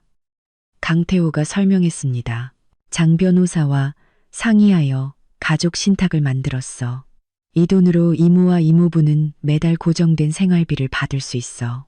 그 소도시에서 아주 품위 있는 삶을 살기에 충분한 금액이지. 하지만 이 원금은 그 누구도, 특히 민준이는 손댈 수 없어. 신탁 조항에 명시했어. 민준이가 이 돈을 쓰거나 미래의 수익을 공유하고 싶다면 몇 가지 조건을 충족해야 해. 첫째, 정당한 직업을 찾아 3년 이상 지속적으로 근무해야 하며 그 기간 동안 어떠한 문제도 없어야 한다. 둘째, 가정을 이룬 후에는 부부 공동으로 신청해야 하며 자금 사용 목적에 대한 상세한 설명을 제공해야 한다. 셋째, 그리고 가장 중요한 점은 어떤 상황에서도 민준이는 이 돈을 단독으로 처분할 권리가 없다. 저는 멍하니 들으며 만감이 교차했습니다. 강태호의 이 배치는 빈틈이 없었습니다.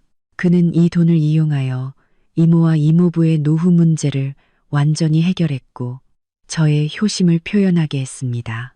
동시에 가혹한 법률 조항을 이용하여 민준이 앞으로 어떤 지름길도 찾지 못하도록 완전히 막아버렸습니다. 이것은 단순한 돈 주기가 아니라 족쇄가 달린 권한부여였습니다.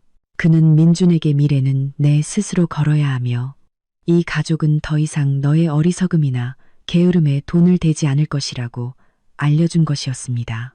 이렇게 하는 게 너무 잔인한 거 아닌가요? 저는 이모의 외아들이라는 사실에 마음이 아팠습니다. 유진, 잔인한 게 아니라 보호하는 거야. 강태호는 진지하게 저를 바라보았습니다. 자비로운 어머니는 어리석은 아들을 낳지. 이모의 민준이에 대한 사랑은 무한했고 원칙이 없었어. 만약 우리가 이 방화벽을 세우지 않으면 다음번에는 더 큰 빚더미가 닥칠 거야. 우리가 매번 이렇게 완벽하게 해결할 수는 없어. 물고기를 주는 것보다 낚시하는 법을 가르쳐야지. 우리가 그에게 줄 수 있는 것은 돈이 아니라 스스로 맞서야 할 미래야. 그는 제 손을 잡았습니다. 그리고 이 신탁은 당신 명의로 설립되었어. 법적으로는 당신이 이모에게 준 선물이야. 이모는 마음 편히 이 부양을 받아들일 수 있고 나에게 빚졌다고 느끼지 않을 거야. 내가 하는 모든 일의 최종 목표는 당신이 가족에게 마음 편히 잘할 수 있도록 하는 것이지. 정에 얽매여 발목 잡히지 않도록 하는 거야. 저는 그를 바라보았습니다.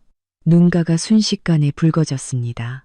이 남자는 가장 이성적인 상업 논리를 사용하여 가장 까다로운 가족 문제를 해결해 주었습니다. 가장 냉정한 법률 조항으로 가장 따뜻한 가족애를 표현해 주었습니다. 그는 민준의 문제를 해결했을 뿐 아니라 이 가정의 뿌리 깊은 기형적이고 원칙 없는 사랑까지 치유하려고 했습니다. 밤에 저는 이모에게 전화를 걸어 모든 문제가 해결되었으니 이모와 이모부는 집으로 돌아와도 된다고 말했습니다. 저는 신탁 이야기는 하지 않고 조석호 일당이 다시는 괴롭히지 않을 것이며 2천만 원은 액땜했다는 식으로만 말했습니다. 전화 너머 이모는 오랫동안 침묵했습니다. 너무 길어서 끊긴 줄 알았습니다. 유진아, 이모는 마침내 입을 열었습니다. 목소리는 심하게 쉬어 있었습니다. 내게 강서방에게 짐을 지워 미안하다. 이모가 교육을 잘못 시켰어. 이모의 목소리에는 이전의 공포와 절망은 사라지고 안도감과 뼈에 사무치는 수치심만이 남아 있었습니다. 이 사건이 이모의 마음에 영원히 지워지지 않을 상처를 남겼다는 것을 알았습니다. 그 모든 풍파의 중심에 있던 민준이는 어떤 생각을 할까요? 우리의 결단에 감사할까요? 아니면 자신이 무책임하게 살 권리를 빼앗아갔다고 원망할까요?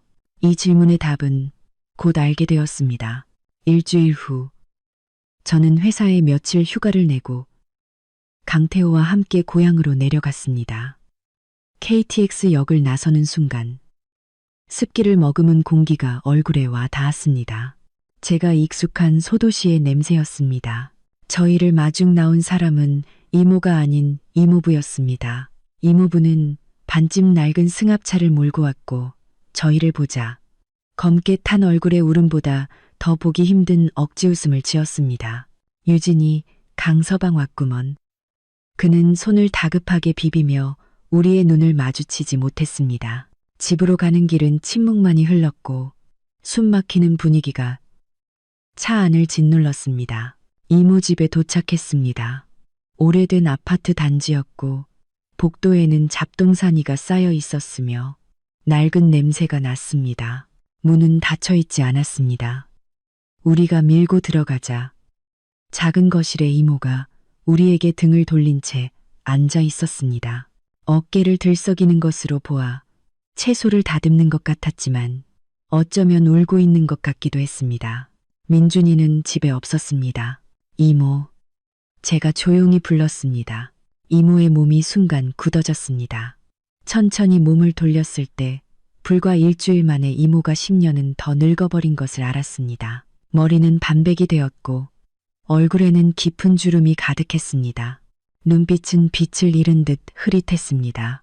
저를 보자마자 이모의 흐릿한 눈에 눈물이 가득 고였습니다.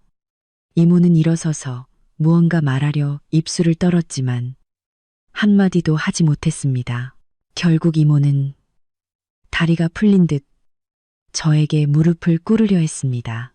이모, 저는 눈 깜짝할 사이에 이모를 부축했습니다. 목소리가 떨렸습니다. 지금 뭐 하시는 거예요? 강태호도 서둘러 이모부와 함께 이모를 소파에 앉혔습니다. 이모가 내게 면목이 없다, 유진아. 이모는 제 손을 잡고 통곡했습니다. 내가 저 망나니를 키웠어. 내가 널 볼 낯이 없어. 이모, 그런 말씀 마세요. 저는 이모를 안았습니다. 눈물이 쏟아졌습니다. 다 지나갔어요. 문제가 해결되었으니 괜찮아요. 그날 오후 장 변호사도 합류했습니다. 그는 이모와 이모부 앞에서 가족 신탁 계약서를 한 글자 설명해 주었습니다. 매달 노후를 편안히 보낼 수 있을 만큼의 생활비를 고정적으로 받을 수 있다는 말을 들었을 때 이모부의 눈이 잠깐 빛났지만 이내 다시 어두워졌습니다. 이모는 처음부터 끝까지 멍하니 눈물만 흘렸습니다. 이 돈 저희는 못 받습니다. 이모부가 결국 손을 내저었습니다. 목소리가 쉬어 있었습니다. 유진이, 강서방, 너희가 민준이를 살리고 우리 집을 살렸어. 이미 어떻게 감사를 드려야 할지 모르겠는데 이 돈까지 받을 수는 없어. 이모부, 이 신탁은 제가 이모께 드린 거예요. 저의 효심입니다. 저는 그를 진지하게 바라보며 말했습니다. 아버지 살아계실 때 이모가 저희 집을 도우셨던 것처럼요. 만약 이 돈을 받지 않으시면 저를 조카로 인정하지 않으시는 거예요. 제 말에 이모부는 더 이상 거절할 말을 찾지 못했습니다. 바로 그때 방문이 쾅 소리를 내며 열렸습니다. 민준이가 돌아왔습니다. 그는 많이 수척해져 있었고 눈은 움푹 들어가 있었으며 얼굴은 창백했습니다. 하지만 그의 눈빛에는 제가 본 적 없는 원망과 불만이 뒤섞인 불꽃이 일렁이고 있었습니다. 그는 테이블 위에 신탁 계약서를 노려보더니 저를 향해 차가운 비웃음을 흘렸습니다. 누나, 매영, 정말 저의 대은인이시네요. 그는 한마디 한마디 비꼬며 말했습니다. 빚도 갚아주고 이렇게 친절하게 제 미래까지 다 계획해 주시고 왜요? 제가 나중에 또 돈 달라고 할까봐 두려워서 이 돈으로 저를 완전히 매수하려는 거예요. 박민준, 네가 지금 무슨 망발을 하는 거야? 이모부가 분노에 떨며 그를 때리려고 손을 들었습니다. 제가 망발을 한다고요? 민준은 목에 핏대를 세우고 저에게 소리쳤습니다.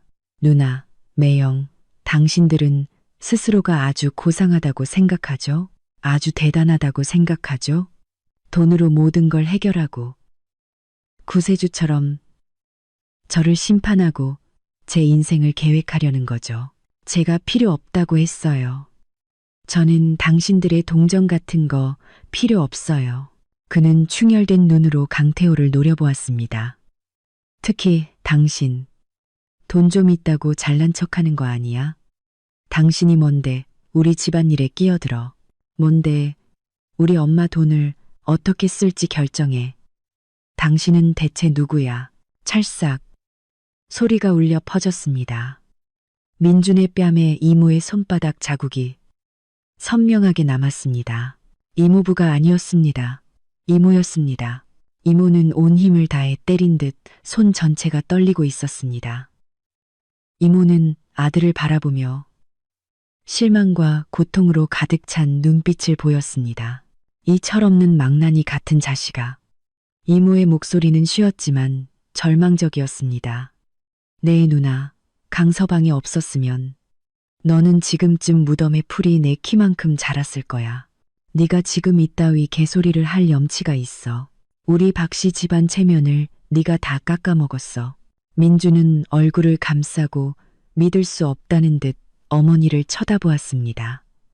어머니가 자신을 때린 것은 처음이었습니다. 그의 눈 속의 원망은 순식간에 억울함과 분노로 변했습니다. 그는 좋아. 나쁜 놈이라고. 나 갈게.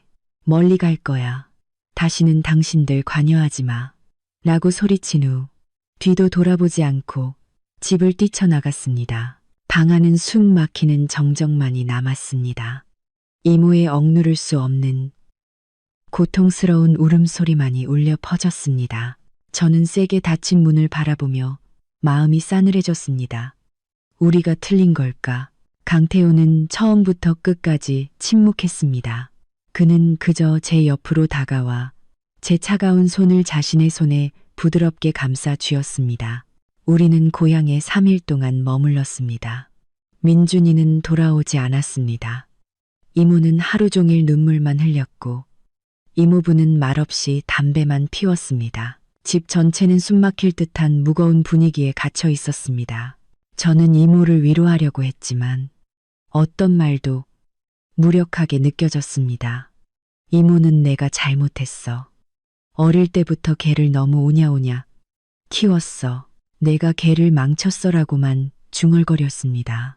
떠나던 날 이모와 이모부는 저희를 건물 아래까지 배웅해 주었습니다. 차에 타기 직전 이모는 품속에서 손수건에 쌓인 무언가를 꺼내 제 손에 쥐어 주었습니다. 손수건을 펼치자 색이 바랜 금 목걸이가 나왔습니다. 제가 태어난 지 한 달 되었을 때 이모가 몇 달 동안 아끼고 아껴서 사주었던 것이었습니다. 이모, 이거 못 받아요. 가져가.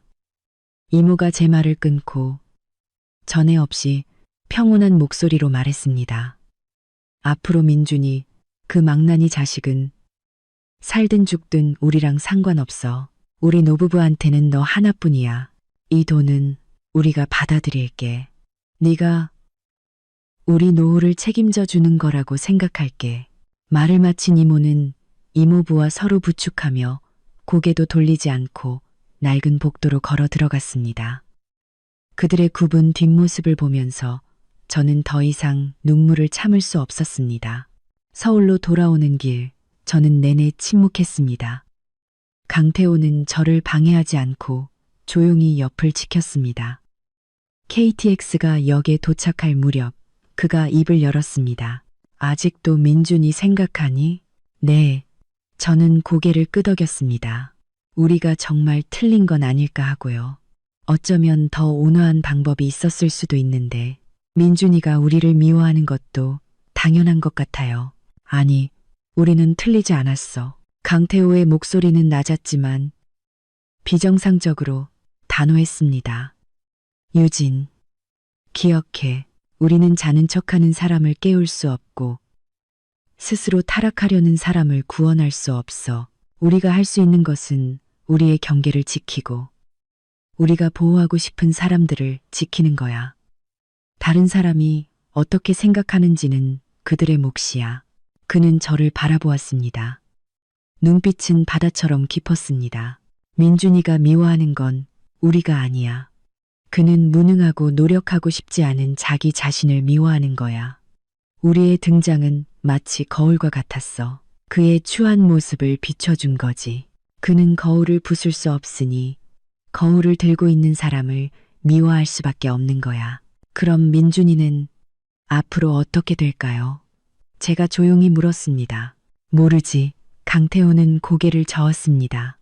어쩌면 이번 충격으로 정신 차리고 새 삶을 시작할 수도 있고, 어쩌면 계속해서 빠져들어 세상을 원망할 수도 있겠지. 이것은 그의 인생이야. 그가 스스로 선택하고 스스로 결과를 감당해야 해. 우리는 이미 할 수 있는 모든 것을 했어. 서울 집으로 돌아와 창밖에 익숙하고 화려한 야경을 바라보았습니다. 며칠 만에 세상이 달라진 듯 했습니다. 불과 며칠 사이에 저는 마치 인간성의 폭풍을 겪은 것 같았습니다. 밤에 꿈을 꾸었습니다. 꿈속에서 저는 다시 그 강변 소도시 어린 시절로 돌아갔습니다.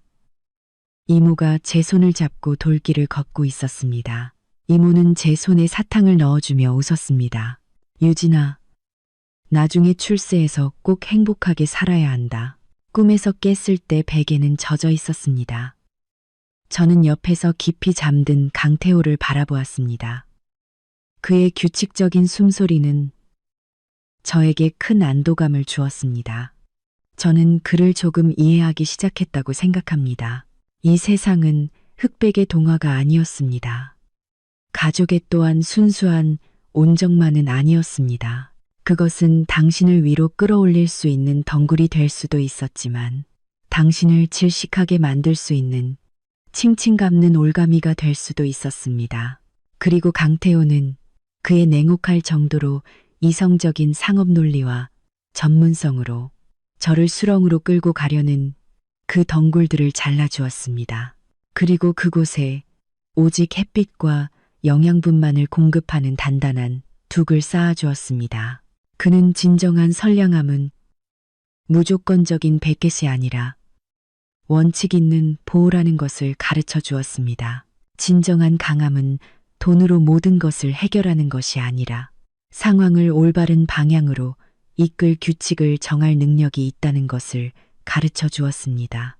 이 일에는 승자가 없었습니다. 민준이는 가족의 보호막을 잃었고 이모는 정신적인 기댈 곳을 잃었습니다. 그리고 저 또한 기억 속에 그 쾌활하고 자애로우며 전지전능했던 이모를 영원히 잃었습니다. 하지만 삶은 계속되어야 합니다. 저는 휴대폰을 들고 지도 교수님께 문자 메시지를 보냈습니다. 휴가를 조기 종료하고 연구실로 복귀하겠다고요. 그곳에는 제가 사랑하는 순수하고 논리와 데이터로 정의될 수 있는 세계가 있습니다. 그리고 그 세계 밖에는 저에게 또 하나의 가정이 있습니다. 그곳에는 강태호라는 남자가 있고 그는 제가 보지 못하는 방식으로 이 복잡한 세상의 모든 악의와 추함을 막아줄 것입니다. 그것으로 충분합니다. 다음으로 두 번째 이야기를 들어보겠습니다. 시어머니가 국에 소금 3숟가락을 고의로 더 넣어 며느리들을 시험했다. 큰 며느리는 말없이 다 마셨고 둘째 며느리는 그 자리에서 토했다. 셋째 며느리는 웃으며 시어머니의 밥그릇에 소금 반 통을 더 넣어주었다. 이 세상에서 가장 독한 것은 과도한 소금이 아니라 순종이다. 시어머니는 치사량의 짠 국을 끓여 며느리들을 시험했다. 큰 며느리는 아무렇지 않게 마셨고 둘째 며느리는 그 자리에서 토했다.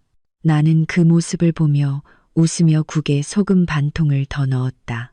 어머니, 저도 한몫 거들게요. 낡은 벽시계가 7번 울렸고 그 무거운 메아리가 거실을 이리저리 울렸습니다. 마치 무언가가 끊어지기 직전의 신음소리 같았습니다.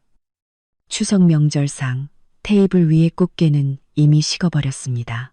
비릿한 냄새가 집안에 늘상 맴도는 파스 냄새와 섞여 구역질을 유발했습니다. 시어머니 윤미자 여사는 흠집난 사기대야를 들고 부엌에서 나왔습니다. 대야 안에는 김이 서린 계란국이 담겨 있었는데 폭우가 내린 진흙탕물처럼 탁했습니다. 마셔라. 다들 따뜻할 때 마셔. 시어머니의 목소리는 떨렸습니다. 마른 나무 껍질 같은 손이 대야의 가장자리를 꽉 쥐고 있었고 손마디는 창백했습니다. 큰 며느리 김수연이 가장 먼저 일어섰습니다. 그녀는 중학교 화학교사로 평소에 가장 지적이고 예의 바른 척하는 사람이었습니다. 그녀는 국 한 그릇을 떠서 아무렇지 않은 표정으로 크게 한 모금 마셨습니다. 입가에는 항상 짓던 그 표준적인 우아한 미소를 걸고 있었습니다. 어머니 손맛은 여전히 최고예요. 짜지도 싱겁지도 않고 딱이네요. 둘째 며느리 정가을은 직설적인 성격이었습니다. 큰 며느리가 마시는 것을 보고 자신도 급히 국 한 그릇을 떴습니다. 입에 넣자마자 그녀는 감전된 것처럼 펄쩍 뛰었습니다. 타는 소리와 함께 국물 한 모금이 갓 닦은 윤이 나는 흰 타일 바닥에 모두 뿜어졌습니다. 윤미자, 대체 누구를 소금으로 죽이려고 그래? 이 국에 소금을 얼마나 넣은 거야? 김치를 담글 거야? 아니면 살인을 저지를 거야? 가을은 밥그릇을 테이블에 세게 던졌고 그릇이 깨지는 소리에 자리에 앉아 있던 남자들은 모두 목을 움츠렸습니다. 저는 구석에 앉아 이 장면을 지켜보고 있었습니다. 저는 셋째 며느리 이나영이었고 모두에게 눈엣가시 같은 존재였습니다. 하지만 지금은 아무 말도 하지 않고 조용히 시어머니를 바라보았습니다. 시어머니는 둘째 며느리의 포효에 반박하지 않았습니다. 그저 앉아서 흐릿한 눈동자로 큰 며느리 수연을 뚫어지게 응시했습니다. 그 눈빛에는 분노가 없었고 오히려 제 등골을 오싹하게 만드는 공포만 있었습니다. 저는 숟가락을 들어 국그릇 바닥에 국물을 살짝 찍어 맛보았습니다. 혀끝에 국물이 닿자마자 쓴 소금 맛이 터져 나왔습니다. 그 짠맛은 실수로 2숟가락을 더 넣은 정도가 아니었습니다. 그것은 치사량에 가까운 끔찍한 쓴맛이었습니다. 이 정도라면 한 그릇은커녕 한 모금만 마셔도 목이 잠길 정도였습니다. 큰 며느리 수연은 어떻게 그토록 태연하게 딱이네요라고 칭찬했을까요? 저는 숟가락을 내려놓고 온 가족의 경악 어린 시선 속에서 테이블 위에 놓인 소금통을 집어들었습니다. 어머니, 둘째, 언니가 철이 없네요. 저는 이 맛이 부족한 것 같아요. 저는 말하면서 뚜껑을 열고 남은 소금 반통을 시어머니 앞 밥그릇에 게르륵 소리가 나게 모두 쏟아부었습니다. 흰 소금 알갱이들이 작은 눈더미처럼 쌓였습니다. 이렇게 해야 진짜 백이죠. 저는 밥그릇을 시어머니 앞으로 밀어주며 거리낌 없이 웃었습니다. 어머니, 이 맛이 딱 맞는지 한번 드셔보세요. 시어머니는 거의 풀처럼 변해버린 소금국을 바라보았습니다. 그녀가 꽉 쥐고 있던 낡은 라디오가 철컥 소리를 내며 바닥에 떨어졌습니다. 배터리 덮개가 열렸지만 안에는 아무것도 없었습니다. 배터리가 없었습니다. 이나영, 당신 미쳤어? 이건 노인학대야. 큰며느리 수연이 벌떡 일어나 국그릇을 낚아챘습니다. 그녀의 우아한 가면이 마침내 갈라지며 그 밑에 흉측함이 드러났습니다. 둘째 며느리 가을은 방금까지 시어머니를 욕했지만 제 행동에 놀라 말을 더듬었습니다. 셋째, 아무리 어머니 음식이 맛없어도 그렇지 이러면 안 되지. 이게 소문이라도 나면 뭐가 소문나? 저는 의자에 기대 앉아 큰 며느리와 시어머니 사이를 눈으로 훑었습니다. 큰 언니는 방금 엄청 맛있게 마셨잖아요. 큰 언니가 짜지 않다고 했으니 어머니 입맛이 짜다는 뜻이잖아요. 저는 효도한 거예요. 어머니 입맛에 맞춘 거죠. 제가 뭘 잘못했어요. 큰 며느리는 얼굴이 파랗게 질렸습니다. 그녀는 그 소금국을 싱크대에 버리지 않고 대신 앞치마 주머니에서 투명한 지퍼백을 꺼냈습니다. 그리고는 소금 반통이 들어있는 국물을 찌꺼기까지 모두 그 지퍼백에 담았습니다. 이거 뒤처리해야겠어요. 하수구가 막히면 안 되니까요. 큰 며느리는 무언가를 감추려는 듯 빠르게 변명했습니다. 저녁 식사는 파국으로 끝났습니다. 둘째 며느리 가을은 아파트 재개발, 보상금 문제로 둘째 오빠와 밤새도록 싸워 집이 떠나갈 듯 했습니다. 큰 며느리 수연은 부엌으로 들어가 시어머니를 위해 진정제 약을 다린다고 했습니다. 저는 요양원의 수석 재활치료사입니다. 뇌졸중 및 신경손상, 노인의 재활을 전문으로 합니다. 직업적인 습관 때문에 저는 사람의 삼키는 동작과 감각 반응에 극도로 민감합니다. 방금 그 장면이 제 머릿속에서 반복되었습니다. 큰 며느리가 그 짜고 쓴 국물을 마셨을 때 그녀의 목에는 거부 반응으로 인한 경련이 전혀 없었습니다.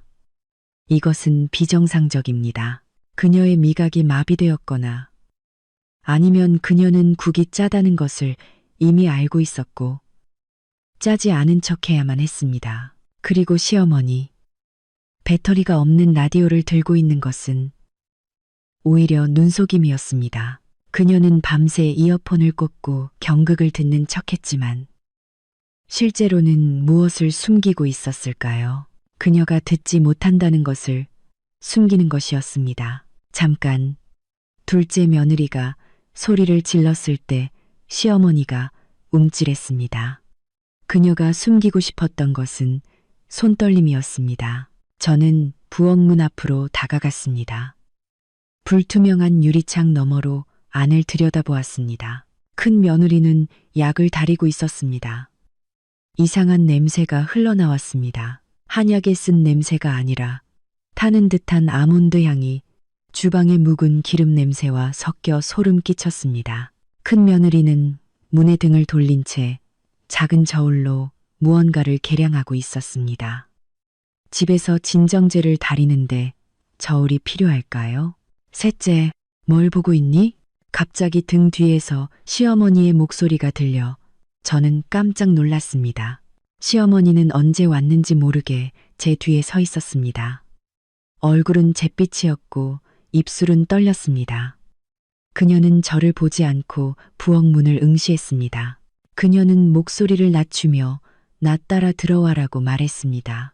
시어머니 방에서는 노인 특유의 퀴퀴한 냄새가 박하 향과 섞여 있었습니다. 그녀는 침대 끝에 앉아 테이블 위에 물 한 잔을 가리켰습니다. 한 모금 마셔봐. 저는 의아해하며 컵을 들어 한 모금 마셨습니다. 그냥 맹물이었습니다. 특별한 맛은 없었습니다. 무슨 맛이니? 시어머니가 물었습니다. 아무 맛도 없어요. 그냥 물이에요. 제가 대답하자 시어머니는 갑자기 눈물을 흘렸습니다. 주름진 얼굴에 눈물이 흘러내렸습니다. 내 입에는 써. 이나영아, 나는 지금 뭘 먹어도 써. 고추를 씹어도 흙을 먹는 것 같아. 원래 맛을 모르겠어. 제 심장이 쿵 내려앉았습니다. 미각 상실. 이것은 신경계 질환의 징후이거나 중독일 수 있었습니다. 언제부터 그러셨어요? 저는 시어머니 앞에 쪼그리고 앉아 그녀의 차가운 손을 잡았습니다. 반년도 더 됐지. 시어머니가 흐느꼈습니다. 처음엔 짠맛을 잘 못 느꼈는데 나중엔 아무 맛도 안 나. 수연이가 효심이 지극하지. 강공계네 몇 번이나 나를 데리고 병원에 갔어. 늙으면 미래가 퇴화해서 못 고친다고 하더군. 매일 나한테 약을 다려줘. 진행을 늦출 수 있다고. 근데 먹을수록 몸이 무겁고 손도 떨림이 심해. 어머니, 저는 시어머니의 눈을 똑바로 쳐다보았습니다. 미각을 못 느끼시는 것을 아는데 오늘 밤에는 왜 그렇게 소금을 많이 넣으셨어요? 시어머니의 몸이 순간 굳었습니다. 그녀는 제 손목을 강하게 붙잡았고 힘이 너무 세서 아팠습니다. 내가 맛은 못 느껴도 량을 기억하지. 평소에는 소금 2숟가락을 넣어. 오늘은 일부러 5숟가락을 넣었어. 왜요? 왜냐하면 이 집에서 누가 나에게 솔직하게 말해줄지 보고 싶었어. 시어머니의 목소리는 마치 비명 같았습니다. 수연이는 매번 딱 맞다고 했어. 내가 소금 5숟가락을 넣었는데도 딱 맞다고 하더군.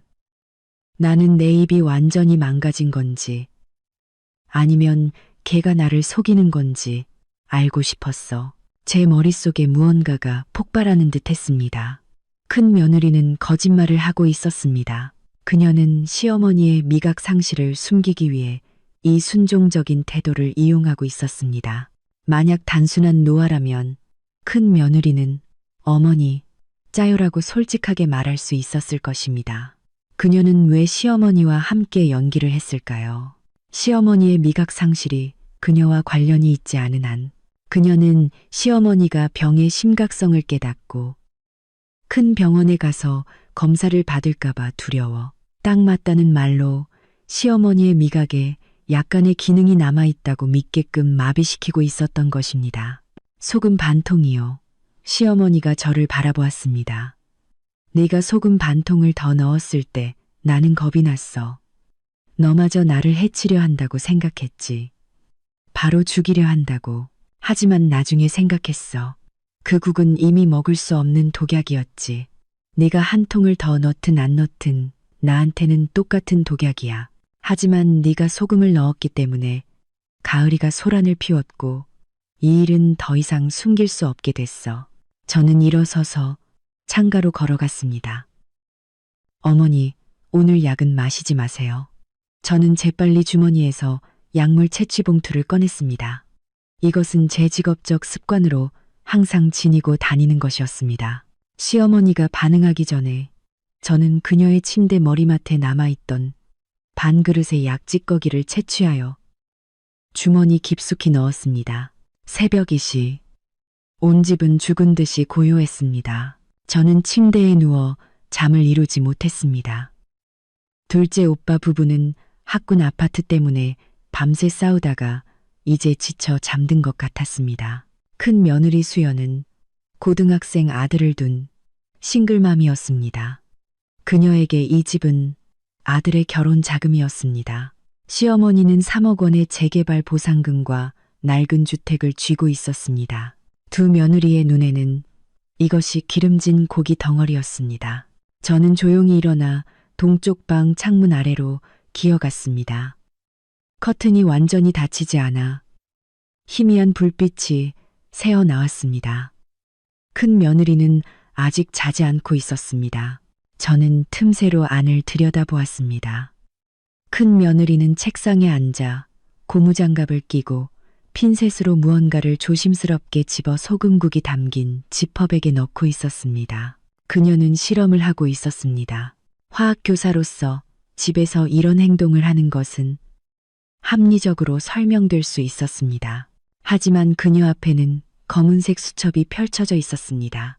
그녀는 지퍼백 안의 반응을 관찰하면서 수첩에 무언가를 기록하고 있었습니다. 저는 숨을 참고 휴대폰을 꺼내 초점을 맞추어 수첩을 찍었습니다. 화면 속 글씨는 흐릿했지만 몇 글자는 희미하게 알아볼 수 있었습니다. 10월 3일 0점 오지 추가 연화반사 둔해짐 10월 15일 염화나트륨 농도 높음 거부 반응 없음 10월 20일 신경 떨림 현저함 예상 제 손이 떨렸습니다.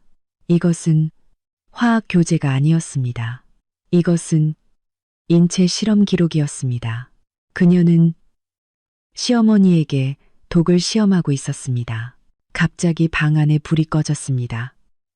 제 심장이 ඈ는 듯 했습니다. 저는 허리를 굽혀 황급히 돌아섰습니다. 막 돌아서자마자 검은 그림자가 소리 없이 제 뒤에 서 있었습니다. 셋째 아가씨. 이 늦은 시간에 안 자고 뭘 구경하세요? 큰 며느리였습니다. 그녀는 언제 나왔는지 모르게 제 뒤에 서 있었습니다. 목소리는 아이를 달래는 듯 부드러웠지만 그녀에게서 나는 그 역겨운 탄쓴 냄새를 맡았습니다. 큰 며느리가 한 걸음 더 다가왔습니다. 달빛이 그녀의 얼굴 반쪽에 비쳐 섬뜩하게 보였습니다. 셋째 아가씨는 똑똑하시잖아요. 어떤 일은 못 본 척해야 모두에게 좋은 거예요. 어머니도 연세가 많으셔서 정신이 오락가락하시니 어떤 병은 고칠 수 없어요. 일찍 편해지는 것도 복이죠. 그렇지 않나요? 그녀는 지금 협박을 하고 있었습니다. 큰언니, 어머니는 정신이 오락가락하지만 저는 안 그래요. 저는 그녀의 눈을 똑바로 쳐다보며 조용히 주머니에 손을 넣어 녹음 버튼을 눌렀습니다. 어머니 병이 고칠 수 없는 건가요? 아니면 누가 고치지 못하게 하는 건가요? 큰 며느리는 웃었습니다. 꽃이 흔들리는 것처럼 웃었습니다. 셋째 아가씨, 그 요양원 월급이 얼마 안 되죠? 집도 알아보고 있다는 소문도 들었는데 어머니 돌아가시면 이 집을 세 집이 나누면 1억 원이 넘잖아요. 왜 돈과 싸우려고 해요? 1억 원으로 사람 목숨을 사는 거군요. 큰언니, 계산이 참 빠르시네요. 저는 아무렇지 않은 척 뒷걸음질 쳐 복도의 차가운 벽에 등을 기댔습니다. 저는 오늘 밤 여기서 이 판을 깨지 않으면 내일 시어머니가 마실 것은 만성 독극물이 아니라 이별의 국이 될 수 있다는 것을 알았습니다. 큰 며느리의 얼굴에서 미소가 순식간에 사라졌습니다. 눈빛은 독사처럼 차가워졌습니다. 그녀는 주머니에서 약병을 꺼냈습니다. 그것은 시어머니가 평소 드시는 혈압약 병이었지만 그녀가 흔들 때 나는 소리는 이상했습니다. 알약이 부딪히는 맑은 소리가 아니라 가루가 사각사각 마찰하는 소리였습니다. 이나영, 당신은 정말 오지랖이 넓네요. 그녀가 한 걸음씩 다가왔습니다. 어머니의 미각신경이 이미 비가역적으로 망가진 걸 알고 있어요? 이게 뭘 의미하는지 알아요? 그녀는 똥을 먹어도 두부 맛이라고 생각할 거예요. 매일 그녀에게 밥 먹이고 대소변 받아내고 내가 조금 보상받는 게 어때서요? 당신은 1년에 몇 번이나 돌아와? 주제넘게 효자인 척하는 건 왜야? 그래서 당신은 독을 먹여서 어머니를 바보로 만들고 폐인으로 만들어서 마음대로 하려고 했군요. 저는 목소리를 높여 물었습니다. 고요한 밤에 제 목소리는 유난히 귀를 찔렀습니다. 독, 증거 있어요? 큰 며느리는 비웃었습니다. 나는 화학 선생이에요. 나는 어떻게 양을 조절하고 어떻게 자연스러운 노화처럼 보이게 하는지 알아요. 병원 검사 결과도 중금속 대사 이상으로만 나올 거예요. 매일 시어머니에게 약을 다려주는 효심지극한 며느리를 누가 의심하겠어요? 증거요? 저는 주머니에서 약 찌꺼기 채취봉투를 꺼내 달빛에 비춰 흔들었습니다. 큰언니, 제가 뭘 하는 사람인지 잊으셨나요?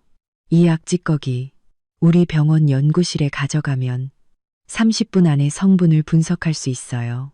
당신이 비소나 납을 썼는지 아니면 직접 추출한 신경 독소를 썼는지 큰 며느리의 안색이 마침내 변했습니다. 그녀는 맹렬히 달려들어 봉투를 낚아채려 했습니다. 저는 이미 대비하고 있었고 몸을 옆으로 피하며 그녀의 손목을 꽉 잡았습니다.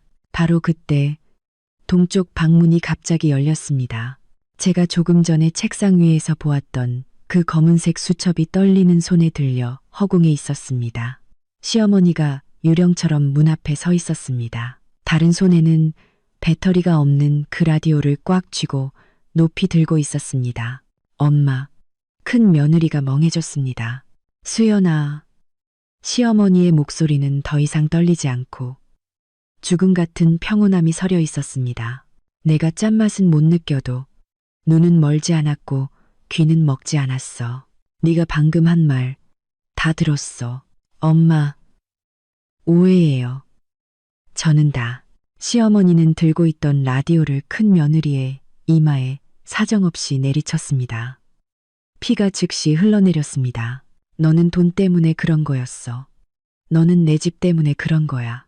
시어머니는 미친 듯이 소리쳤습니다. 그녀는 평생의 모든 힘을 쏟아낸 것 같았습니다. 그 국에 내가 소금 5숟가락을 넣었어. 5숟가락이야. 돼지라도 짤 줄 알았을 거야. 그런데 너는 마시고는 맛있다고 했지. 너는 효녀가 아니었어. 이 늙은이가 완전히 폐인이 되었는지 확인하고 있었던 거야. 너는 내가 죽을 날을 계산하고 있었던 거야. 앰뷸런스 소리가 아파트 단지의 고요를 갈랐습니다. 빨갛고 파란 불빛이 거실을 교차하며 번쩍였습니다. 큰 며느리 수연은 경찰에 끌려갈 때 온몸에 힘이 풀려 있었습니다. 검사 결과 그녀가 시어머니의 음식에 장기간 미량의 초산납과 신경안정제를 첨가하여 만성 중독을 유발했으며 이로 인해 시어머니에게 미각 상실, 손떨림, 환청 증세가 나타난 것으로 밝혀졌습니다. 한 달만 더 늦게 발견했더라면 비가역적인 치매로 진행되었을 것이었습니다. 둘째 며느리 가을은 소파에 앉아 계속 몸을 떨었습니다. 그녀는 탐욕스럽고 입이 험했지만 사람 목숨을 해칠 생각은 결코 없었습니다. 평소 온화하게 말하던 큰 며느리가 수갑을 차고 끌려가는 모습을 보며 그녀는 사람 속은 정말 모르겠네. 사람 속은 정말 하고 중얼거렸습니다. 경찰이 증거를 수집할 때 그 검은 수첩을 가져갔습니다. 그 안에는 2년 동안의 투여 계획이 빽빽하게 기록되어 있었습니다. 매일의 기록이 지옥으로 가는 계단이었습니다. 저는 베란다에 서서 경찰차가 멀어지는 것을 보았습니다. 시어머니는 등나무 의자에 앉아 제가 따라준 따뜻한 물 한 잔을 들고 있었습니다. 그녀의 손은 여전히 떨렸지만 전보다 훨씬 나아 보였습니다. 셋째, 시어머니가 저를 불렀습니다. 저는 다가갔습니다. 네, 어머니. 그날 밤 내가 내 국그릇에 소금 반 통을 쏟아 부었을 때 넌 이미 짐작했었니? 저는 쪼그리고 앉아 시어머니의 흐릿한 눈을 바라보았습니다. 어머니, 저는 재활치료사예요. 미각을 상실한 사람도 극도의 자극에는 생리적 반응을 보인다는 것을 알고 있었어요. 제가 소금을 더 넣은 것은 어머니를 짜게 죽이려 한 것이 아니라 어머니의 동공을 보려고 한 거예요.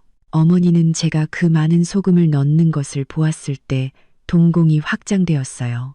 그것은 공포였고 살고자 하는 욕구였어요. 만약 어머니의 신경이 완전히 망가졌다면 그렇게 큰 반응이 없었을 거예요. 그리고 저는 말을 멈췄습니다. 제가 그 국을 못 마시게 만들지 않았다면 큰언니는 그 국을 어머니께 억지로 마시게 했을 거예요. 그 국 안에 그날 밤 가장 치사량의 독이 들어 있었을 테니까요. 시어머니는 손을 들어 제 머리를 쓰다듬었습니다. 그녀의 손은 거친 나무 껍질 같았지만 따뜻했습니다. 사람들은 셋째 며느리가 눈에 까시고 무례하고 불효자라고 했지. 시어머니는 씁쓸하게 웃으며 눈물을 손등에 떨궜습니다. 하지만 결국 너라는 눈엣가시가 이 늙은 목숨을 살렸구나. 그 둘은 한 명은 정말 어리석었고 한 명은 어리석은 척했고 오직 너만 나쁜 척했던 거구나. 3개월 후 시어머니의 건강은 많이 호전되었습니다. 미각이 완전히 회복되지는 않았지만 이미 신맛과 단맛은 느낄 수 있었습니다. 큰 며느리는 살인미수 혐의로 유죄 판결을 받았습니다. 둘째 며느리는 범죄를 저지르지는 않았지만 수치심 때문에 스스로 낡은 집에서 이사 나갔습니다. 더 이상 그 집에 머무를 낯이 없다고 했습니다. 추석이 다시 다가왔습니다. 이번에는 제가 요리를 맡았습니다. 저는 담백한 음식들로 상을 차리고 특별히 붕어 두부국을 끓였습니다. 소금은 아주 조금만 넣었습니다. 식사 중 시어머니는 국물을 한 모금 맛보고 입맛을 다셨습니다. 그리고는 미간을 찌푸렸습니다. 왜요, 어머니? 맛이 없으세요? 저는 걱정하며 물었습니다. 시어머니는 저를 보더니 갑자기 웃었습니다. 눈가에 주름이 펴졌습니다.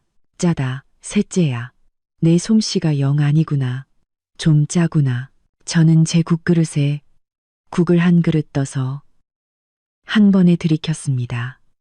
사실 이 국은 전혀 짜지 않았습니다. 오히려 싱거운 편이었습니다. 하지만 이번에는 우리 중 누구도 거짓말을 하지 않았습니다. 저는 시어머니가 그 국을 깨끗이 비우는 것을 보았습니다. 마음속으로 생각했습니다.